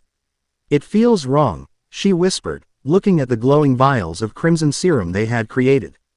This is a curse, Naruto. It's a dark, terrible power that almost made you kill me. And now we're using it to play God. Naruto knelt beside her. He gently took her hand, his touch cool but steady. Power is just power. Sakura-chan, he said, his voice softer than she'd heard it in a long time. It's the hand that wields it that makes it a curse or a blessing. You're not playing God. You're a doctor, doing what you've always done, saving lives. You're just using a new kind of medicine. He helped her stand, their bond deepening in that quiet moment, a shared understanding of the immense, terrifying burden they now carried. Their moment was interrupted by Ino's urgent, telepathic voice. They're here. A Konoha delegation. They're at the edge of the whirlpool. It's Kakashi and Shizune. They're desperate. The meeting took place on the black sand shores of Uzushio. A single, narrow path through the maelstrom had been opened for the visitors. Kakashi and Shizune stood before them, looking haggard and worn. Behind them, on their boat, were several shinobi in critical condition, the dark veins of the plague visible even from a distance. Naruto and his entire coven stood waiting for them, not as former comrades, but as a royal court. He sat on a throne of shadow he had summoned from the sand, a silent, powerful statement of his sovereignty. Naruto, Kakashi began, his voice filled with a complex mixture of relief and apprehension. We need your help. People are dying. Our own, Kurenai's son, many others. The hero you need is gone, Lord Sixth, Naruto replied, his voice calm and cold, echoing with regal authority. You stand before the king of Uzushio, and you come to my shores to beg a favor from the demon you and the other cage have been so quick to condemn. The words were a physical blow. Shizune flinched. Kakashi's visible eye closed in pain. We were wrong, he said, his voice low. We were afraid. But this is beyond village politics. It's about saving lives. Everything is politics, Tamari countered, stepping forward. You would not be here if your own people were not dying. You would still be plotting our destruction. Sakura stepped forward, holding a single, glowing vial of the crimson serum. We have the cure. A wave of palpable relief washed over Kakashi and Shizune. But it is not a gift, Naruto continued. Konoha will publicly acknowledge the sovereignty of Uzushio. You will formally recognize us as an independent nation, with all the rights and respects that entails. You will cease all hostile surveillance and declare to the other nations that Uzushio is not an enemy, but a neutral power. That is the price for this cure. And it is non-negotiable. It was a political masterstroke. He was using their desperation to legitimize his new nation. Kakashi, the Hokage, was trapped. To refuse was to sentence his people to death. To accept was to formally fracture the old world order and recognize Naruto as his peer. We accept, Kakashi said, his voice heavy with the weight of history. The cure was delivered. Sakura and her team of medics from Uzushio administered the serum, and its effects were miraculous. Within minutes, the dark veins receded. The fevers broke, and the dormant chakra coils reignited with life. They had done it. They had saved them. But on the moon, Tonari watched.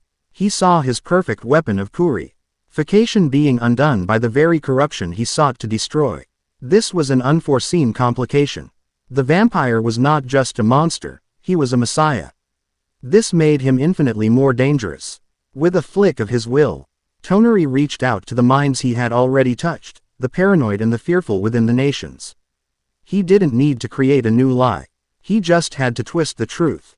The whispers began anew, carried by Ino on the psychic winds. They were darker this time. Did you ever see this disease before, Uzushio Rose? No. Isn't it strange that the Demon King was the only one with a cure? He didn't save us. He poisoned us so we would become dependent on his cursed blood. This wasn't an act of mercy. It was the first step in his conquest. Back in Uzushio, Ino relayed the new propaganda campaign to the Coven. Their victory felt hollow. They had saved hundreds of lives, forced the hand of the Hokage, and established themselves as a world power. But in the court of public opinion, they had lost. Their act of mercy had been forged into their enemy's most potent weapon. They were no longer just feared as a threat.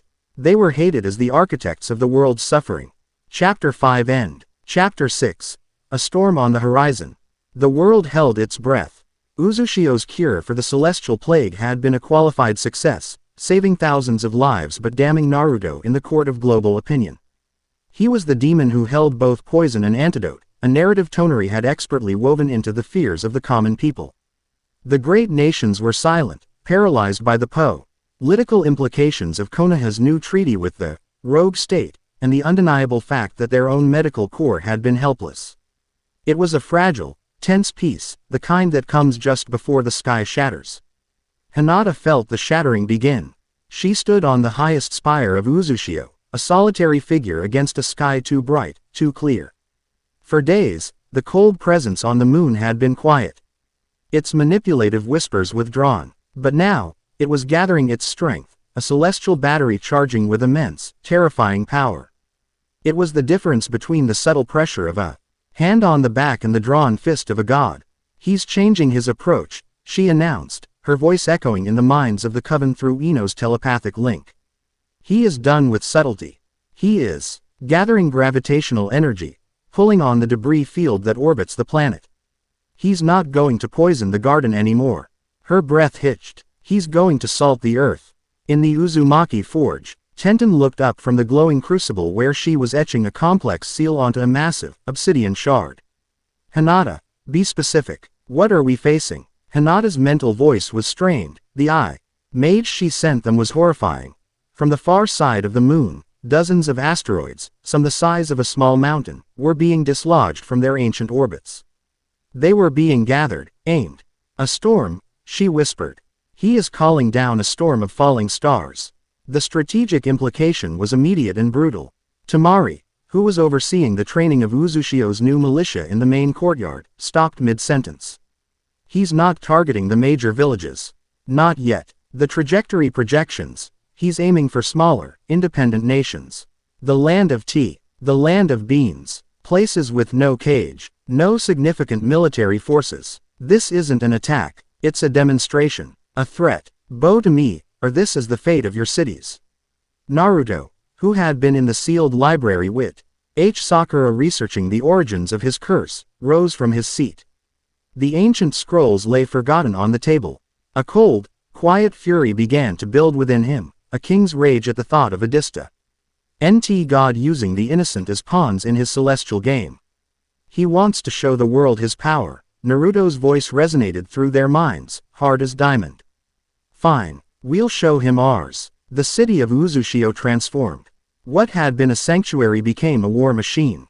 Naruto's orders were swift, precise, and absolute. Tenten, the starfall cannons. Are they ready? Ready and waiting. My king, she sent back. A grim thrill in her thoughts. Forged with chakra-conductive obsidian, sealed with your blood, and powered by the city's core. They don't fire stone. They fire condensed shadow and life force. They were made for killing gods. Tamari, I need you in the sky. Break them apart in the upper atmosphere. Create as much drag and friction as you can. Anything that gets through the initial barrage is yours. Sakura, I need you at the city's core. The cannons will be a massive drain. You are the heart, pumping the chakra that keeps our guns firing. Divert all non-essential power to the weapons grid. Ino, link us all. I want battlefield telemetry in real time.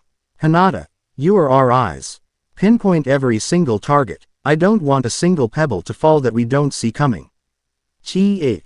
Coven moved with the terrifying efficiency of a single organism. On the outer battlements, massive, sleek black cannons rose from the stone, their design a fusion of Tenten's practical genius and ancient Uzumaki aesthetics. They hummed with a deep, violet energy. Sakura stood in the central power conduit of the city, her hands pressed against the master seal, the seal of 100 healings on he. Our forehead glowing as she poured her vast reserves into the system. Tamari shot into the sky, borne aloft by a cyclone of her own making, her fan already unfurled. The first meteor entered the atmosphere, a streak of incandescent rage aimed at a port city in the land of tea. Target acquired. Hinata's voice was a calm point of certainty in the rising storm. Range, 1,200 kilometers. Trajectory confirmed. Target locked. Tenten growled. Firing. The starfall cannons did not roar. They sang. A low, harmonic thrum of pure power that vibrated through the very stones of Uzushio. Beams of pure, black energy, darker than the void of space, shot from the cannons. They moved with impossible speed, and as they traveled, they left spiraling trails of crimson light in their wake, the signature of Naruto's blood. The beam struck the meteor in high orbit. There was no explosion, no fire, no sound that could travel back through the vacuum. The meteor simply ceased to exist. It was not shattered. It was unmade, its matter consumed and annihilated by the blast of anti-life force. On the moon, Tonari's calm facade finally cracked. His Tensagen widened in disbelief. He had expected resistance. He had not expected erasure. This was not the power of shinobi. This was something that encroached upon his own divine domain. He clenched his fist, and the storm intensified. A dozen meteors entered the atmosphere at once. A coordinated shower of destruction aimed at a dozen different targets. Volley fire, Naruto commanded. The cannons sang again and again, beams of blackness crisscrossing the sky, intercepting the falling mountains. But it was too much, too fast. Two of the smaller meteors broke through the barrage. "They're mine." Temari's voice was tight with effort. She ascended to the very edge of space. The air around her thinning to nothing. Wind style. Atmospheric grinder. She created a colossal vortex, not of wind, but of the very air molecules themselves, a spinning wall of superheated friction miles wide. The two meteors plunged into it and were torn to shreds, burning up into nothing more than a shower of glowing dust that streaked harmlessly across the sky. The world was watching. On ships, in villages, from the highest towers of the cage, people saw the sky light up with dark beams and impossible storms. They saw the falling stars, the harbingers of their doom, being systematically destroyed by an unseen savior. They didn't know who was fighting for them, but they knew they were being protected. Tonari, enraged, unleashed his masterpiece. A single, colossal asteroid, easily 10 miles in diameter, a true city killer. It was aimed for the capital of the Land of Wood, a populous, peaceful nation. The starfall cannons fired in unison, their beams converging on the behemoth. The energy slammed into its surface, vaporizing tons of rock, but the asteroid's sheer mass and momentum were too great. It was damaged, cracked, but it kept coming. "It's too big," Sakura cried out, the strain of channeling so much power making her tremble. "The cannons can't stop it. Temari, get clear." Naruto's voice was deathly calm. "I'm handling this one myself." He moved. He didn't use a jutsu or a staircase of shadows. He simply became a streak of black and crimson that shot from the highest tower of Uzushio into the heavens. He moved with a velocity that defied physics. A living projectile of vampiric fury. He met the asteroid in the upper atmosphere. He didn't try to punch it. He placed his palm flat against its superheated surface. A wave of black energy, the same that had powered the cannons, erupted from his body. It was not a beam, but an omnidirectional wave of consumption. The rock around his hand dissolved, turning to dust. He began to burrow into the heart of the flying mountain, not destroying it, but eating it from the inside out. And it was in that moment of blinding, world-saving power, that his oldest friend decided he had finally gone too far. A bolt of black lightning, sharp and vicious, sliced through the air, aimed not at the asteroid, but at Naruto's back. It was Amaterasu, the inextinguishable flames of the Mangekyo Sharingan. Naruto didn't turn. A shield of blood, hard as diamond and dark as night, formed behind him, absorbing the black flames and snuffing them out. He turned his head slowly, his eyes glowing with crimson light, and looked down. Floating a few hundred yards away, encased in the ethereal, purple ribcage of his Susanoo, was Sasuke Uchiha. His Rinnegan was blazing, his expression a mask of cold, righteous fury. "So, this is what you've become, Naruto." Sasuke's voice was laced with a chilling disappointment. "A monster-playing hero. Look at you, reveling in this grotesque power. You've become the very thing we swore to destroy." Naruto pulled his hand back. The asteroid, its core now hollowed out, began to fracture under the atmospheric pressure, breaking into smaller, manageable chunks that Temari's winds could now handle. He had saved the city below. Now he had to face a different kind of disaster. "I'm protecting them, Sasuke," Naruto replied, his voice a low growl that vibrated in the thin air. "Something you and the cage failed to do when the plague came. This world is broken. It needs a king who is not afraid to act, not a committee of cowards who hide behind politics while their people die." "A king," Sasuke scoffed, the Susanoo around him beginning to flesh out, forming arms that drew a bow of pure chakra. "You're a tyrant, drunk on a power you can't possibly understand. You are an imbalance, and I am the one who will correct it." The arrow of Indra, crackling with divine lightning, shot towards Naruto. Naruto didn't dodge, he met it head-on. Legions of shadows erupted from his body, coalescing into a massive, snarling beast with a dozen heads, a creature of pure nightmare that caught the arrow in its jaws. The divine energy exploded, but the shadow beast simply reformed, undeterred. "You still think in terms of balance and imbalance," Naruto said, advancing on Sasuke, walking on the air itself. "I am beyond that now. I am the new reality." He lunged. Their battle was a storm within a storm. Sasuke's Susanoo, the ultimate defense, clashed with Naruto's ever-shifting legion of shadows. A Chidori, sharp and precise, was parried by a blade of hardened blood that erupted from Naruto's arm. Sasuke teleported with his Rinnegan, appearing behind Naruto for a killing blow, only to find Naruto already facing him, his senses having tracked the subtle shift in space-time.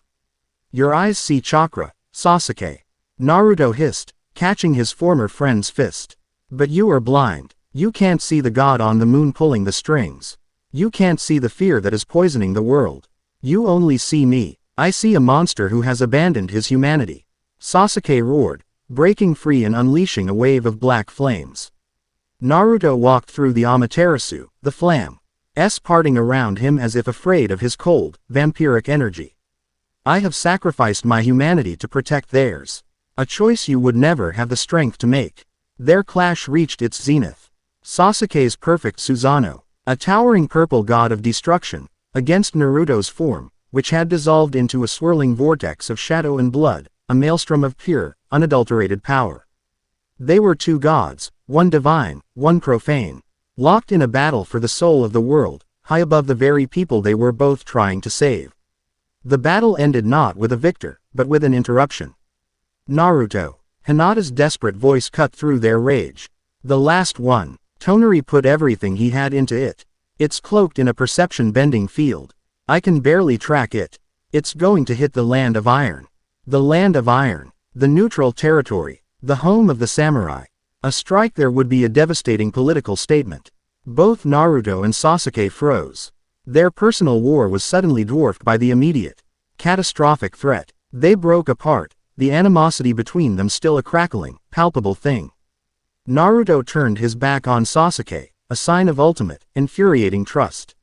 He looked towards the horizon, his eyes glowing as he focused his senses. He could feel it now, a massive distortion hurtling towards the earth.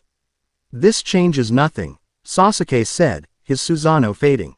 "I know," Naruto replied without looking back. He shot off, a crimson comet aimed at the final harbinger of doom. Sasuke watched him go, his fist clenched, his heart a raging sea of conflict. He had come to kill a monster. But that monster was, once again, the only thing standing between the world and annihilation. Naruto reached the final meteor. It was massive, shielded, and moving at incredible speed. He couldn't destroy this one from the outside.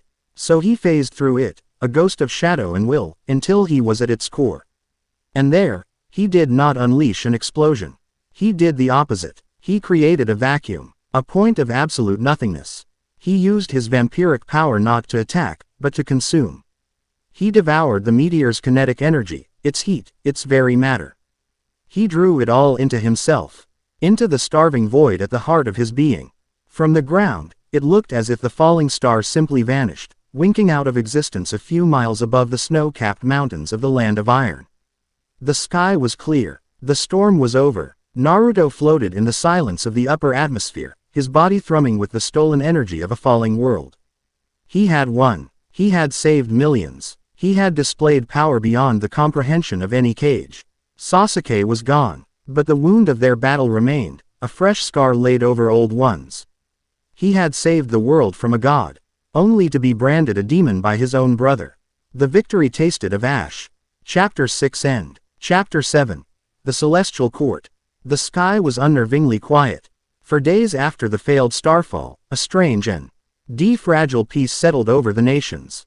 The people of the Land of Wood and the Land of Tea told miraculous stories of dark stars being smote from the heavens by beams of black light, of a lone figure battling a mountain in the sky. They built shrines to their nameless, faceless savior. The shinobi, however, did not build shrines. They built walls. Fear, cold and sharp, gripped the hidden villages. They knew it was Uzushiogakure that had saved them. The sheer, world-breaking power required was something no single cage, no single nation, could command. And the fact that Naruto Uzumaki, he now wielded such power not for conquest, but for protection, was somehow more terrifying to them than any declaration of war. A predictable enemy could be fought. A benevolent god-king operated on a level they could not comprehend. And it made them feel like ants. Sasuke Uchiha's return to Konoha had only solidified their terror. He didn't give a public report, only a closed-door briefing to Kakashi and the village elders. He spoke of Naruto's absolute mastery over a profane, life-consuming energy, of a battle between equals that had shaken the heavens. He described a man who had sacrificed his humanity and, in doing so, had perhaps become more than human. The elders heard, monster. Kakashi, with a heavy heart, heard, king. This was the state of the world, trembling on the edge of a new era. Terrified of the man who had ushered it in, when the true god decided to make his entrance. It happened at noon, on the 7th day after the storm. The sun was high, the air was clear. And then, a second sun appeared in the sky. It wasn't a star, but a sphere of impossibly brilliant, turquoise light, descending slowly, silently, towards the exact center of the land of iron. It bathed the snow-covered fields in an ethereal glow, a light so pure it seemed to bleach the very color from the world. It was an arrival so grand, so utterly devoid of aggression, that it was paralyzing. Shinobi patrols froze in place, their hands hovering over their weapons, every instinct they had ever honed screaming at them, but their bodies refusing to obey. How do you fight the sunrise? The sphere of Lig-HT touched down in the great plaza before the samurai headquarters. It did not scorch the ground. It did not even melt the snow.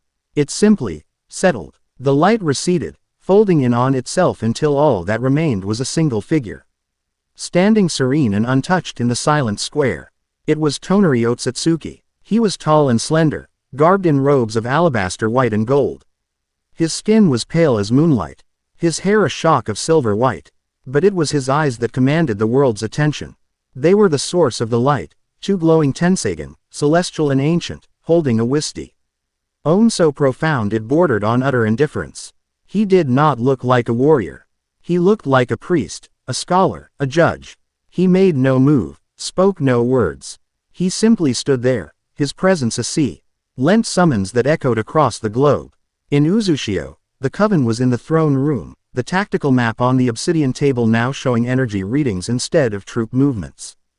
Hinata gasped, her hand flying to her chest. The psychic pressure of that arrival a physical blow. He's here, she breathed. He's on Earth. Ino's eyes were blank, her mind already racing across the continent. He's broadcasting, not a voice, but an invitation, a royal summons, to the 5 Cage, to the general of the land of iron. And, her mental voice hitched, to Sasuke Uchiha. Temari slammed her fan against the floor. A parley. After a failed apocalypse, he calls for a parley. The arrogance is breathtaking. It's not arrogance, Sakura corrected, her voice low and analytical. It's confidence. He failed to intimidate the world into submission, so now he'll try to reason it into committing suicide. The cage responded. They had no choice. To ignore a summons from a being who could throw moons own the sky would be an act of suicidal folly. Within hours, the leaders of the world converged on the land of iron, not with armies, but with their most trusted guards. Eye of Kumo, his face a thunderous mask of rage. Kuritsuchi of Iwa, her expression a mixture of fear and defiance. Gaara of Suna, his calm a stark contrast to the others, with Temari's replacement Konkuro at his side. Mei Terumi of Kiri, her demeanor cool and watchful. And Kakashi of Konoha, his shoulders slumped with a weariness that seemed to age him by the decade. Sasuke arrived last, a specter of shadow and lightning, his gaze immediately locking on Tonari. A silent challenge passing between them. They met in the great hall of the samurai, a place of stark, minimalist neutrality. Tonari sat at the head of the vast table, not having been invited, but having simply taken the seat as if it were his birthright. Ino's mind was a silent ghost in the room, burrowed deep into the consciousness of one of Kakashi's Anbu guards. Through his eyes, the Coven watched and listened. I am Tonari Otsutsuki, he began, his voice calm, melodic, carrying an eerie resonance that seemed to vibrate in the listener's very bones. A descendant of Hamura, he who helped seal the progenitor. I have watched this world for 1,000 years from my seat on the moon. I have watched you. His Tensagen glowed, and the air in the center of the room shimmered. An image appeared, a three-dimensional projection of the planet, beautiful and blue. My ancestors were sent to this world as caretakers. Gardeners, if you will. But the garden was contaminated. A fruit was plucked from the god tree that you were never meant to touch. The image of the planet was overlaid with a shimmering, golden web. Chakra, Tonari said, his voice taking on a tone of deep, sorrowful regret. A divine power that you, in your infancy, stole. And like all children who steal their parents' tools, you have only ever brought yourselves pain. The projection shifted. Visions flooded the room, pulled from the collective memory of the world itself. They saw the endless wars of the clans. They saw Hashirama and Madara's cataclysmic battles. They saw the destruction of the original Uzushiogakure. They saw the Third Great Ninja War, the Kyuubi's attack on Konoha, the Akatsuki's brutal hunt. It was a highlight reel of their world's deepest scars. Every conflict, every drop of blood shed in hatred, every child orphaned by war, has been because of this power, Tonari stated, his voice unwavering. You fight over it, you hoard it, you covet it. Your shinobi are a class of weaponized children. And your cage are the warlords who point them at one another. This power has not brought you evolution. It has brought you an endless, repeating cycle of self-destruction. I slammed his fist on the table. We have fought for peace. We have bled for it. You have fought for pauses between your wars, Tonari corrected gently. Your peace is nothing more than the time it takes to rearm. He turned his gaze to Sasuke. You, son of Uchiha. Your entire life has been defined by the pain this chakra has caused. You of all people must understand the truth in my words. Sasuke's jaw was tight. And what is your solution? To drop rocks on us until we agree with you. That, Tonari said with a faint, sad smile, was a demonstration of my power, not my intent.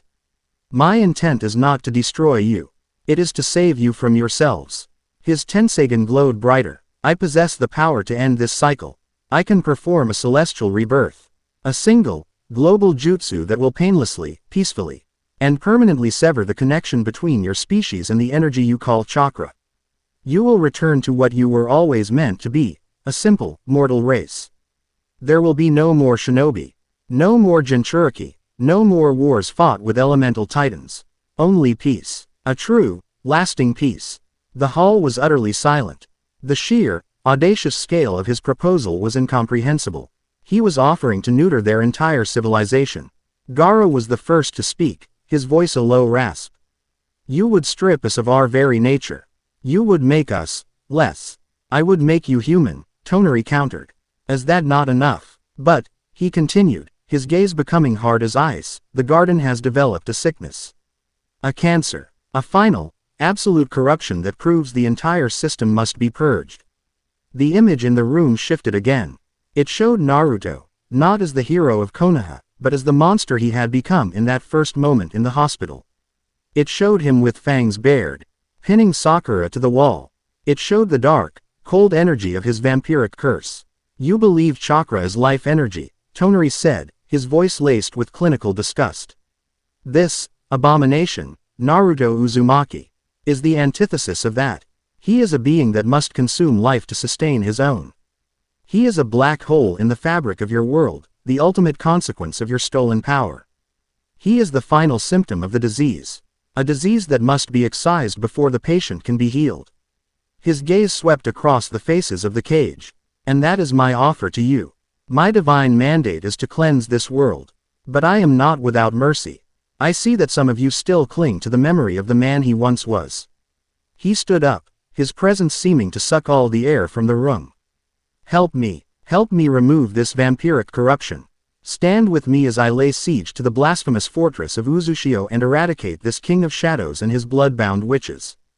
Do this, and IWILL gift your world the eternal peace I have described. He paused, letting the weight of his ultimatum settle. Defy me, and I will consider you all part of the cancer. And I will burn it all down to the root, with you in it. You have 1 month to decide. Join me, or join him in oblivion. He turned and walked away. The sphere of turquoise light enveloped him, and he ascended back into the heavens, leaving a silent, fractured council of world leaders in his wake. The debate that followed was not a debate. It was the sound of a world breaking. He's insane, Kuritsuchi shouted, though her voice trembled. Is he? I countered, his voice dangerously low. He looked at Kakashi. Your student holds the world hostage with his mercy, and this, God, offers us a world without war. Without chakra, without Jinchuriki. A world where my village would not have to live in fear of another Kyuubi, another Uzumaki. He offers us a world of slavery, rakeage, Gaara said, his eyes hard. We would be his cattle, rendered toothless and helpless. Quote, we are already helpless. I roared back, gesturing at the sky. Did you stop those meteors? Did you cure that plague? No, it was him. We are already living in a world governed by gods. I, for one, would rather serve the one who offers order than the one who offers chaos. Kakashi looked at Sasuke. Sasuke, your thoughts? Sasuke had been silent throughout the entire exchange. His mind a vortex of conflicting ideologies. He's an Otsutsuki, he said finally, his voice flat. They see us as nothing more than a harvest. His offer of peace is a lie. But, his gaze hardened. His assessment of Naruto is not entirely wrong. What he has become is a danger. He offered no allegiance, only a grim, impartial judgment that helped no one.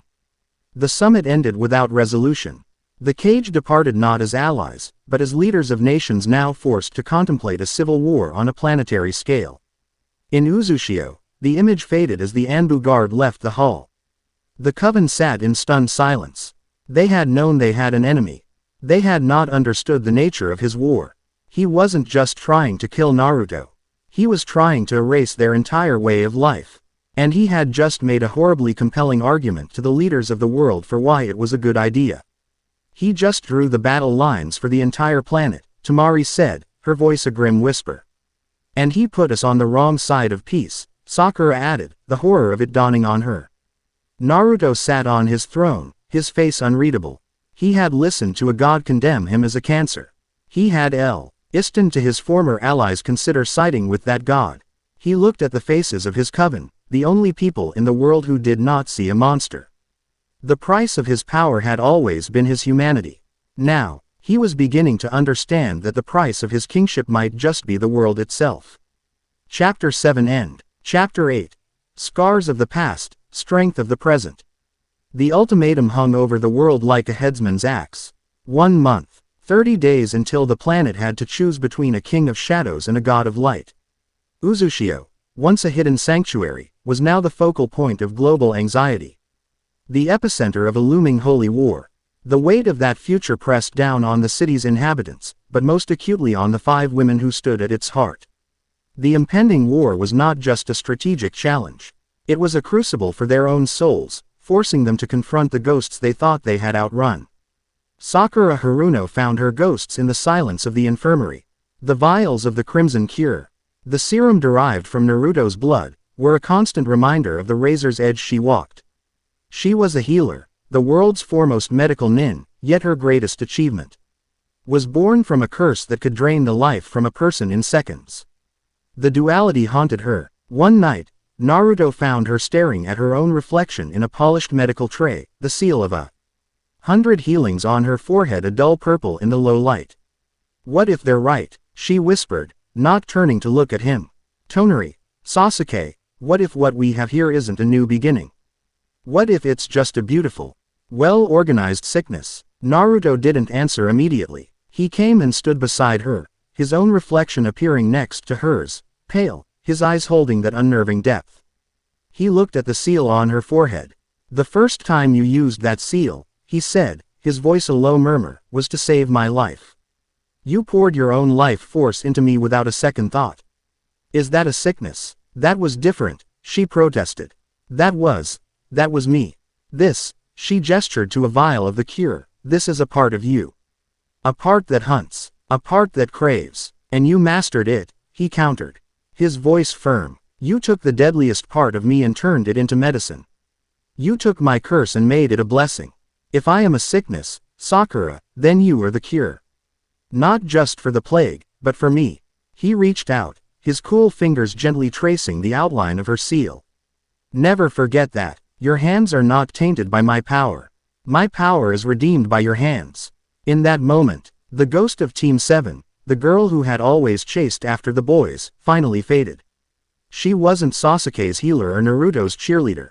She was Sakura Haruno, the high priestess of a new age. A woman who held the power of life and death in her palms and had the strength to choose life, no matter how terrifying its source. She looked at him, truly looked at him, and for the first time. She didn't see the boy she had grown up with or the monster he had become. She saw her king, and she saw her patient, and she understood that her duty was to both. Tenten's demons were made of steel and regret. In the grand forge of Uzushio, surrounded by weapons that could kill gods, she found herself thinking of the weapons she couldn't create. She thought of Neji. She thought of his death. Of the senseless splinter of wood that had ended the life of a genius. She had been the weapons expert, the master of projectiles, and she hadn't been able to stop one simple sliver of wood. She hammered her frustrations into a new set of kunai, her blows ringing through the forge like funeral bells. Each strike was for a future she had lost, a teammate she couldn't save. You're going to break the anvil. Temari's voice cut through her reverie.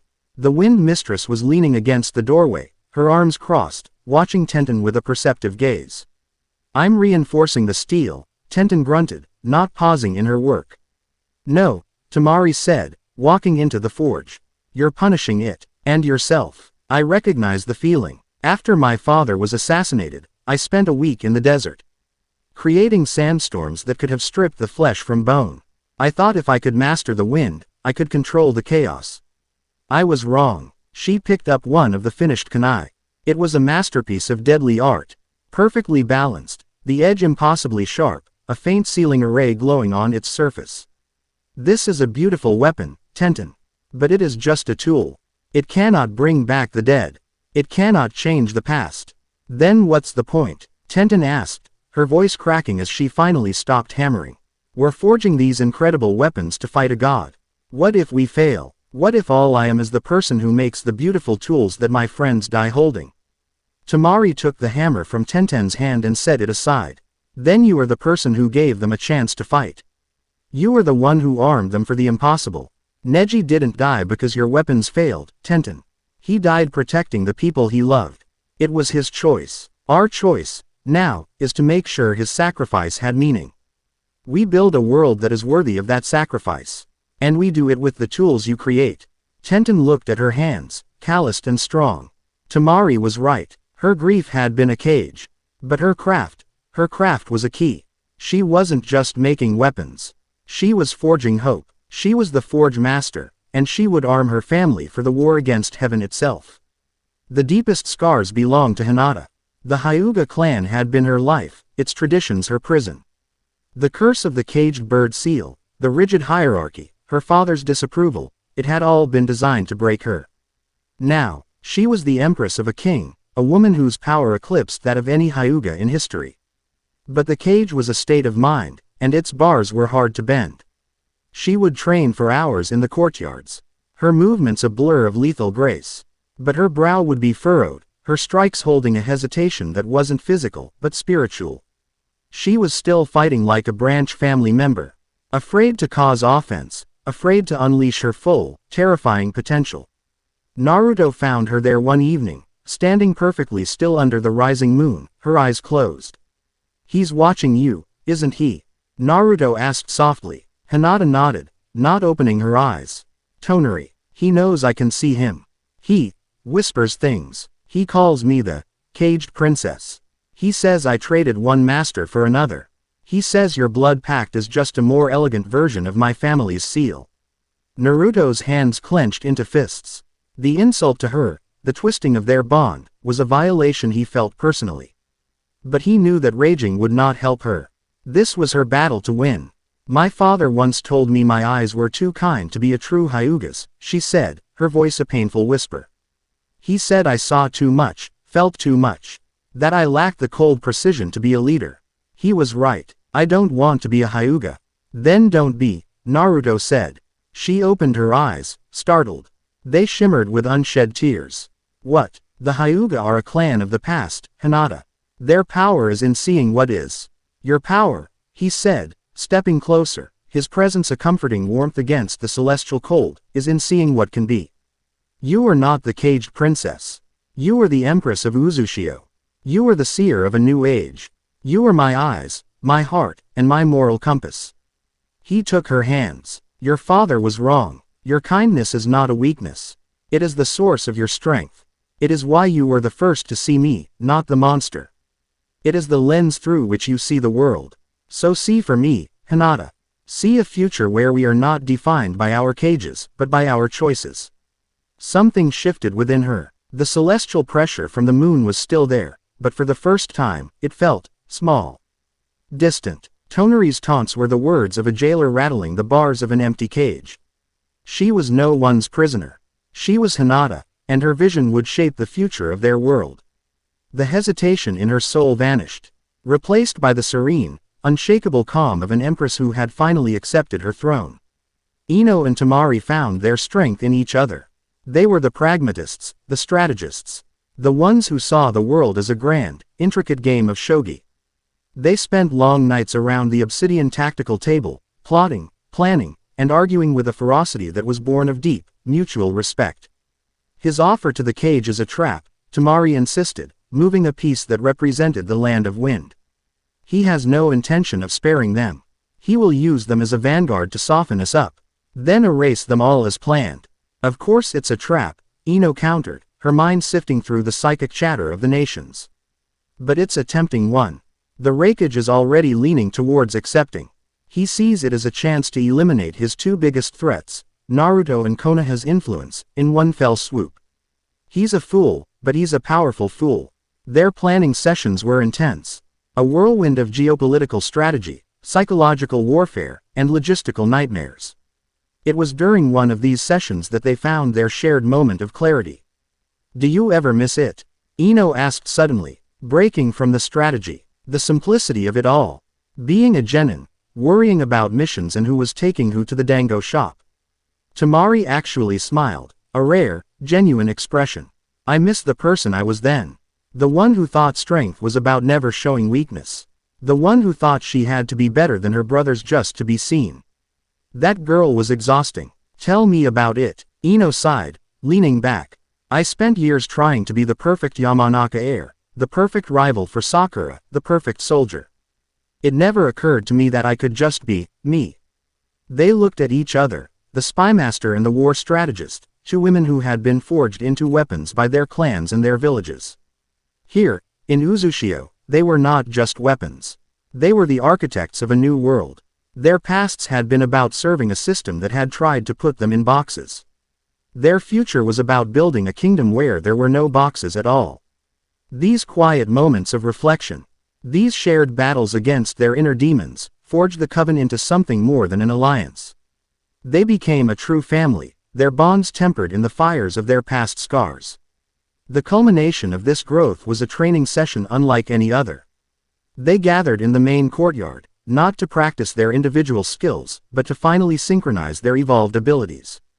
It began with Tenten. She unleashed a volley of newly forged Senbon, each one containing a miniature, compressed wind seal. Before they could reach their target, Temari shaped the air around them, turning their straight trajectory into a spiraling, inescapable vortex of steel. As the vortex closed in, Ino's mind reached out, not to the target, but to the Senbon themselves. She seized control of their seals, a feat of psychic precision that should have been impossible, and made them detonate prematurely, creating a blinding flash of light and a disorienting sonic boom. Through the chaos, Sakura moved. She wasn't healing. She was attacking. She channeled her immense chakra control into the ground, causing a dozen massive pillars of stone to erupt, not randomly, but in a perfect cage. And through it all, Hinata stood at the center, her eyes closed. She wasn't watching. She was predicting. Her mental voice guided them all, a split second ahead of reality. Tenten, angle left, 3 degrees. Temari, the air pressure is dropping on your flank. Ino, psychic feedback from the detonation, shield yourself. Sakura, the target's route is unstable, reinforce the west wall. They moved as one, a symphony of destruction and control. And watching from his throne, Naruto felt a surge of pride so fierce it almost brought him to his knees. These were his queens, tempered by their pasts, united in their present, and ready to fight for their future. The month was almost over. The world was holding its breath, waiting for the war. But in Uzushio, the king and his coven were not waiting. They were preparing, and for the first time, there was no fear.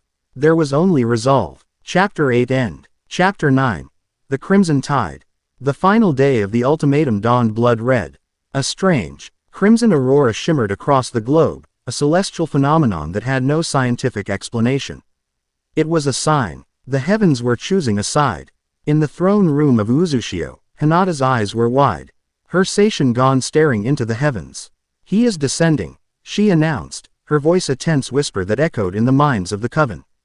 He is not alone. The Raikage and the Tsuchikage have answered his call. Their forces are amassing on the coast of the land of hot water. Thousands of them. And, something else, he has his own army. Through her eyes, the coven saw the impossible. Descending from the moon in shimmering pillars of turquoise light were legions of soldiers. They were not human. They were puppets, crafted from the same strange, moon rock material as Tonari's palace, animated by his Tenseigan. They moved with a silent, synchronized grace that was utterly inhuman, their blank faces holding no emotion, only purpose. Puppets, Tenten breathed, her professional eye assessing the enemy. An army that doesn't feel pain, doesn't feel fear, and doesn't need to rest. He was building this army for 1,000 years. Temari's gaze was fixed on the tactical map, where Ino was now marking the enemy troop concentrations. They won't attack Uzushio directly. Not at first. It's a classic misdirection. They are gathering on the mainland to draw us out, to force us to fight on their terms. Tonari and his puppet army will be the hammer, and the Kumo-Iwa alliance will be the anvil. Naruto rose from his throne. The time for waiting, for reacting, was over. He had let his enemy make the first move, and now he would answer. A dark, palpable aura of power began to roll off him, a pressure that made the very air in the room grow heavy. They think this is a war for the future of the shinobi world. He said, his voice a low, resonant growl. They are mistaken. This is an execution. We are here to remove a corrupt and broken system. Temari, what is their weakest point? Temari's eyes gleamed with a fierce, predatory light. She pointed to a spot on the map. The command structure. The Kumo and Iwa forces are united, but their leadership is not. I and Kuritsuchi are proud, arrogant, and they do not trust each other. Tonari is with them now, but he sees them as tools, not allies. If we shatter their command, the entire army will crumble into chaos. Good, Naruto said, a chilling smile touching his lips. Then we will not wait for them to bring the war to us. We will take the war to them. He turned, his crimson-lined cloak swirling around him. Coven, assemble. The time has come to remind this world why our ancestors were feared. His plan was not one of defense. It was a declaration of absolute dominance. He would not allow a single enemy soldier to set foot on Uzushio's shores. They would meet them on the mainland, head-on. Using his control over space and shadow, Naruto performed a feat that defied all known laws of ninjutsu.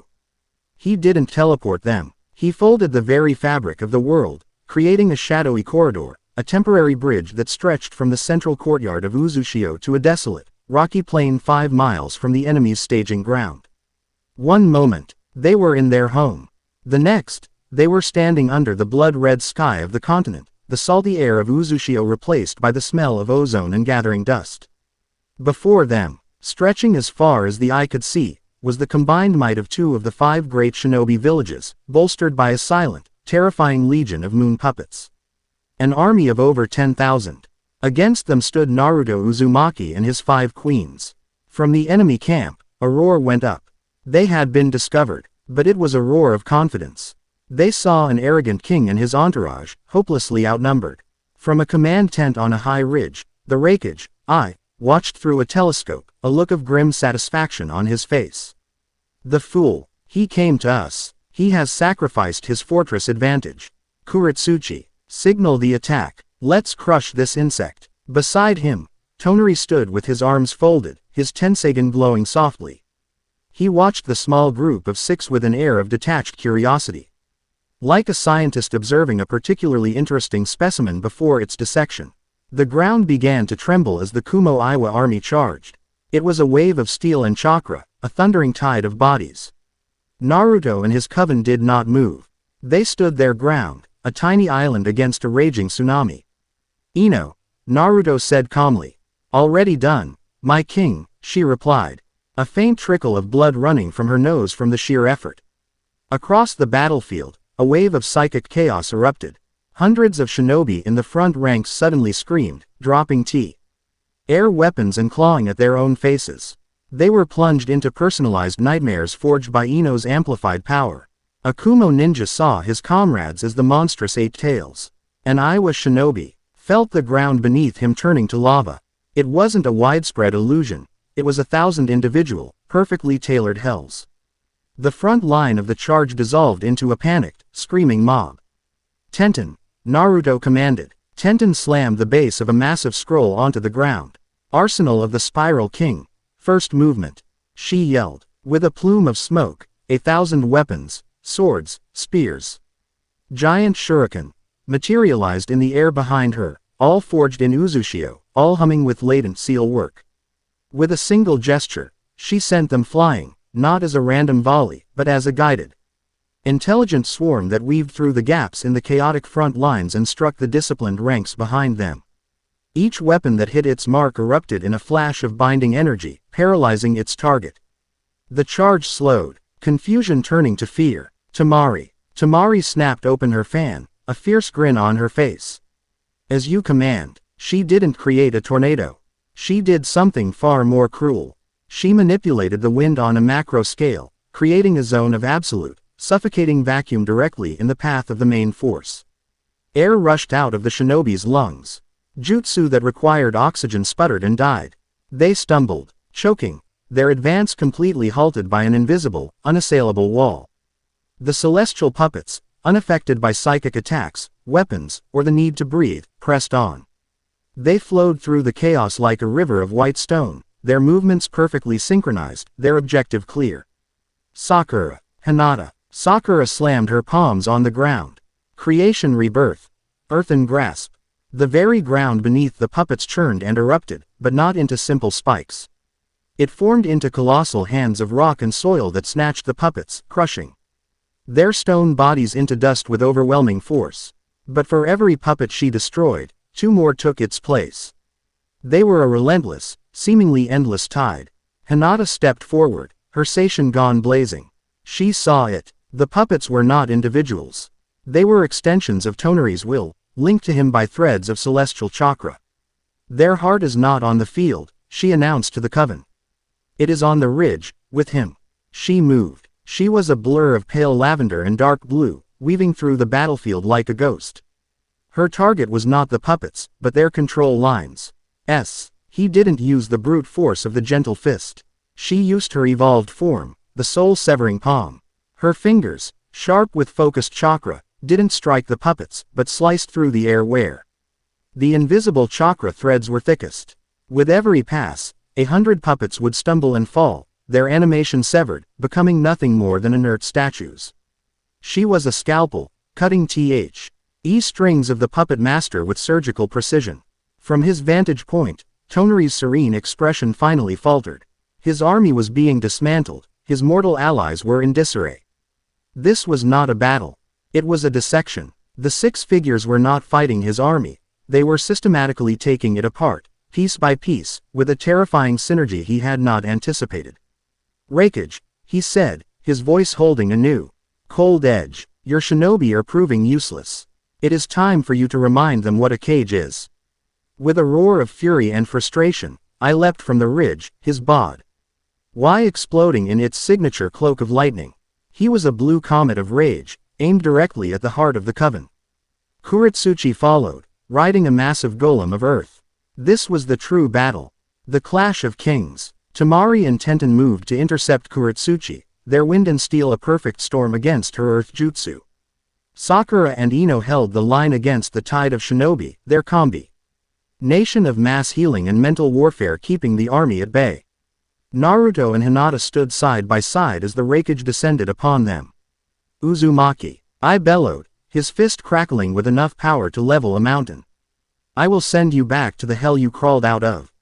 He charged. Hinata met him first. Rotation. She cried out. She spun, a whirlwind of grace and power, creating a perfect dome of revolving chakra. It was the Hyuga's ultimate defense, but infused with Naruto's vampiric energy, it was something more.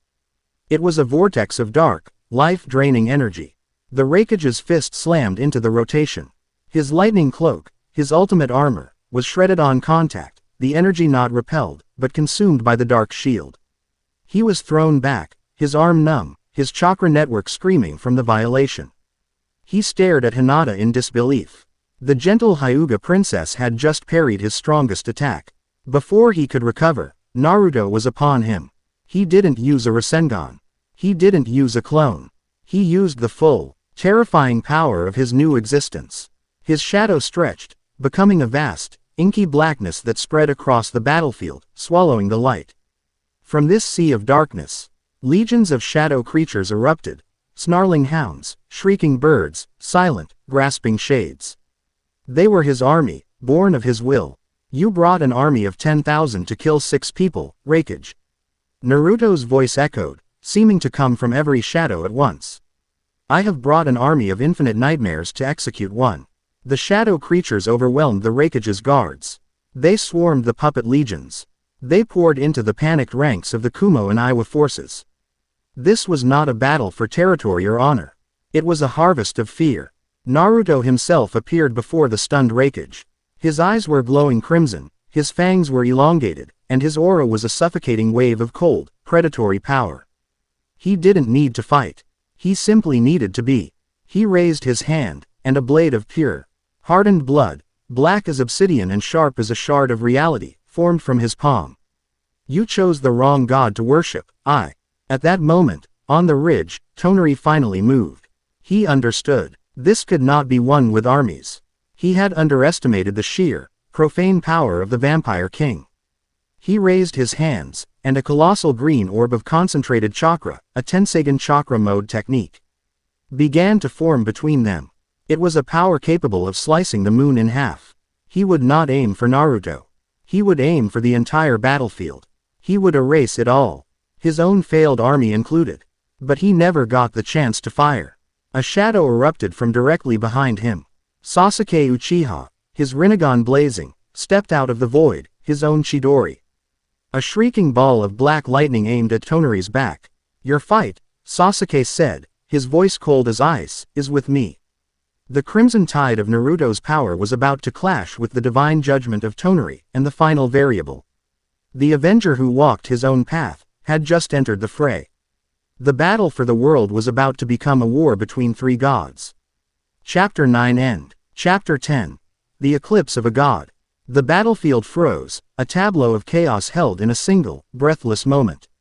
Below, a king of shadows held the life of a cage in his hand. Above, a god of the moon prepared to unmake the world. And between them, an avenger of lightning and shadow had just declared his own war. Sasuke's Chidori hissed, a ball of contained apocalypse aimed at Tonari's spine. The Otsutsuki didn't even turn. He simply tilted his head, and the space around him warped, the Chidori sliding off course, detonating harmlessly against the air itself and scarring the ridge with a trench of black fire. The other tainted one, Tonari mused, his voice calm despite the assassination attempt.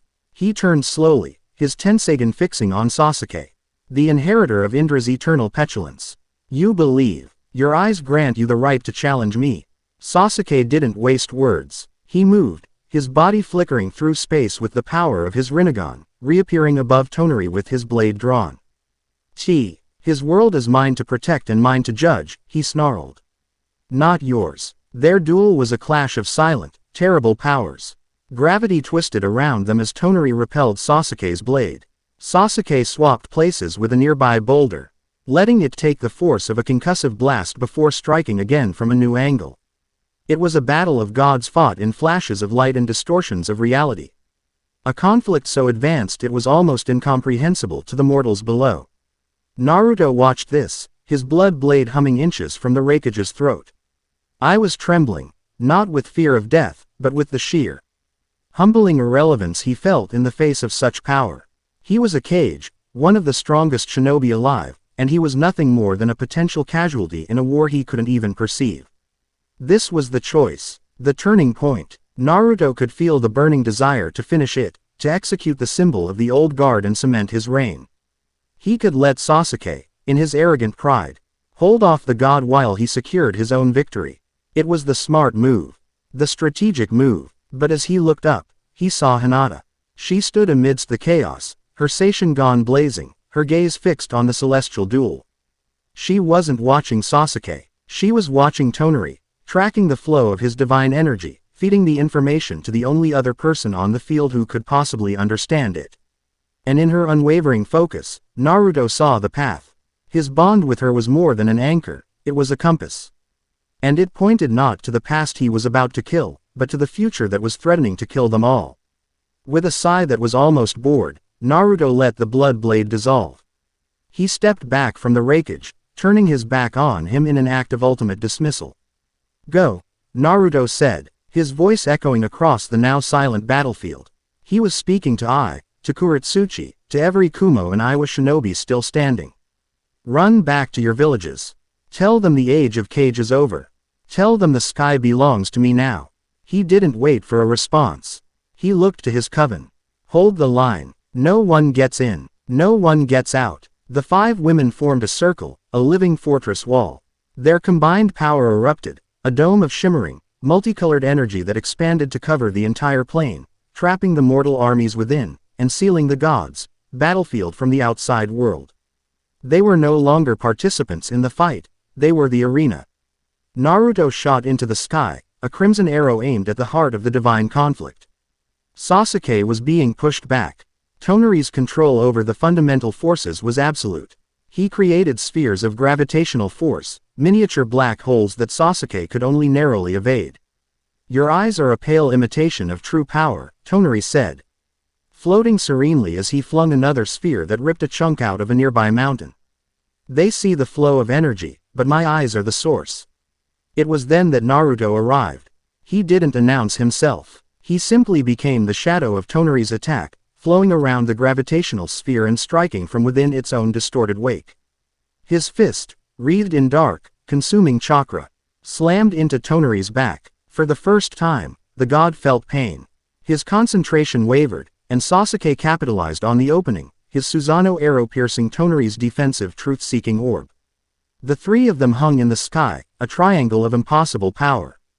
Naruto and Sasuke stood shoulder to shoulder, not as friends, not as allies, but as 2 equal, opposing forces that had, for a moment, aimed themselves at a common enemy.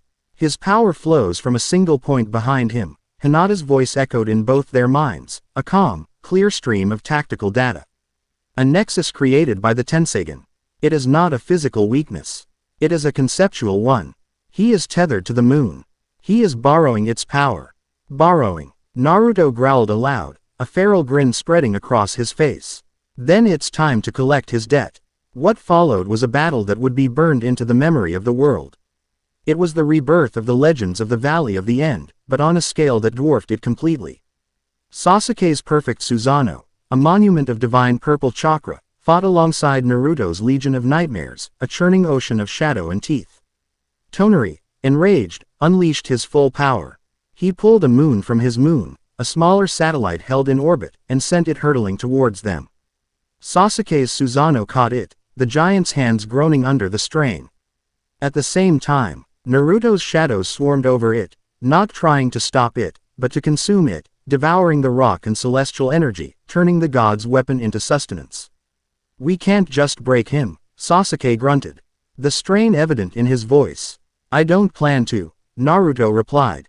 The tether is weakening, Hinata's voice guided them. His large-scale attacks are straining his connection. He is overextended. That was the opening. They moved in unison, a blur of purple lightning and crimson shadow. They broke through Tonari's defenses, forcing him into a close-quarters battle he was not prepared for.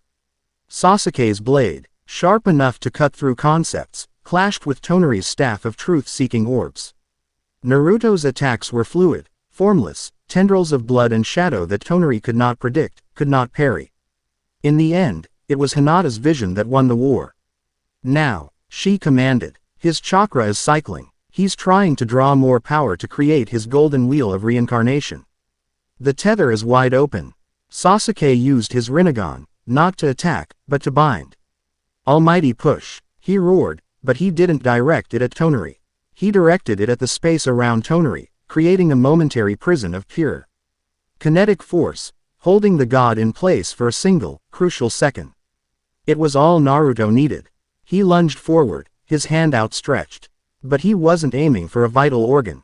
He was aiming for the conceptual weak point Hinata had shown him, the point in the air behind Tonari where his power originated.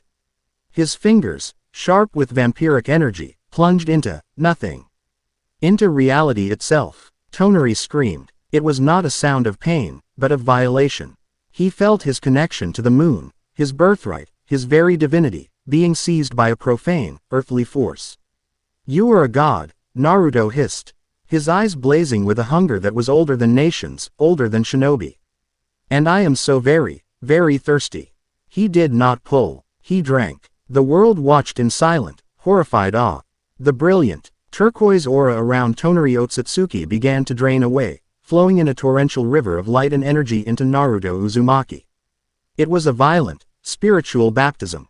Naruto's body convulsed, his own crimson aura flaring as it fought, dominated, and finally, consumed the divine energy. He was not just taking Tonari's power. He was taking his godhood. He was eating his soul. Tonari's Tenseigen faded, the light in his eyes extinguishing until they were nothing more than pale, terrified orbs. His celestial robes turned to dust, his body shriveling, aging 1,000 years in a second. When Naruto finally released him, all that fell to the earth was the desiccated, mummified corpse of a man who had dared to call himself a god. Silence. Absolute, profound silence descended upon the battlefield. The crimson aurora in the sky vanished. The dome of energy the Coven had erected dissipated. The sun shone down on a world that felt fundamentally, irrevocably changed. Naruto floated in the air, the stolen celestial energy swirling around his own dark power, integrating, stabilizing, evolving. He had been a king. He had been a monster. Now, he was something more. He was the eclipse, the point where the mortal and the divine had met and become one. He descended slowly, landing on the broken earth. Before him stood the armies of Kumo and Iwa, their leaders, and his own former friend. All staring at him with the same expression, utter, soul-deep terror. He had not just defeated their enemy. He had consumed him. He had become the single, greatest power their world had ever known. Sasuke was the first to move. He sheathed his sword, the sound unnaturally loud in the silence. He looked at Naruto, at the being he had fought, befriended, and fought again. There was no hatred in his eyes. Not anymore. There was only a vast, weary understanding. "You've finally done it, Dobi," Sasuke murmured, his voice audible only to Naruto. "You've created a world with no equals." Without another word, he turned and walked away, vanishing into the shadows, his own path once again taking him to the lonely places of the world. Naruto watched him go. Then, he turned his gaze to the assembled shinobi. To Ai, who was on his knees. To Kuritsuchi, who was pale as a ghost. To the thousands of soldiers who wouldn't meet his eyes. He said nothing. He didn't need to. His presence was his proclamation. He raised a hand, and the shadows on the battlefield writhed, forming a dark, swirling portal back to Uzushiogakure.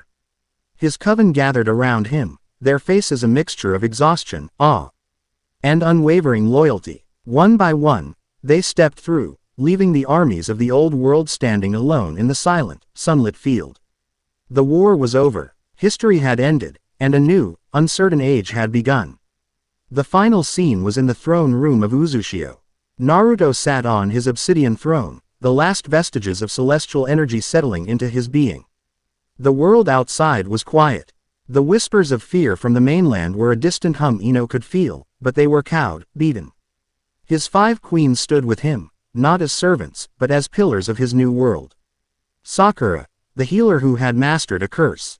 Tenten, the forger who had armed a revolution. Ino, the spy who had conquered minds. Temari, the strategist who had outmaneuvered nations.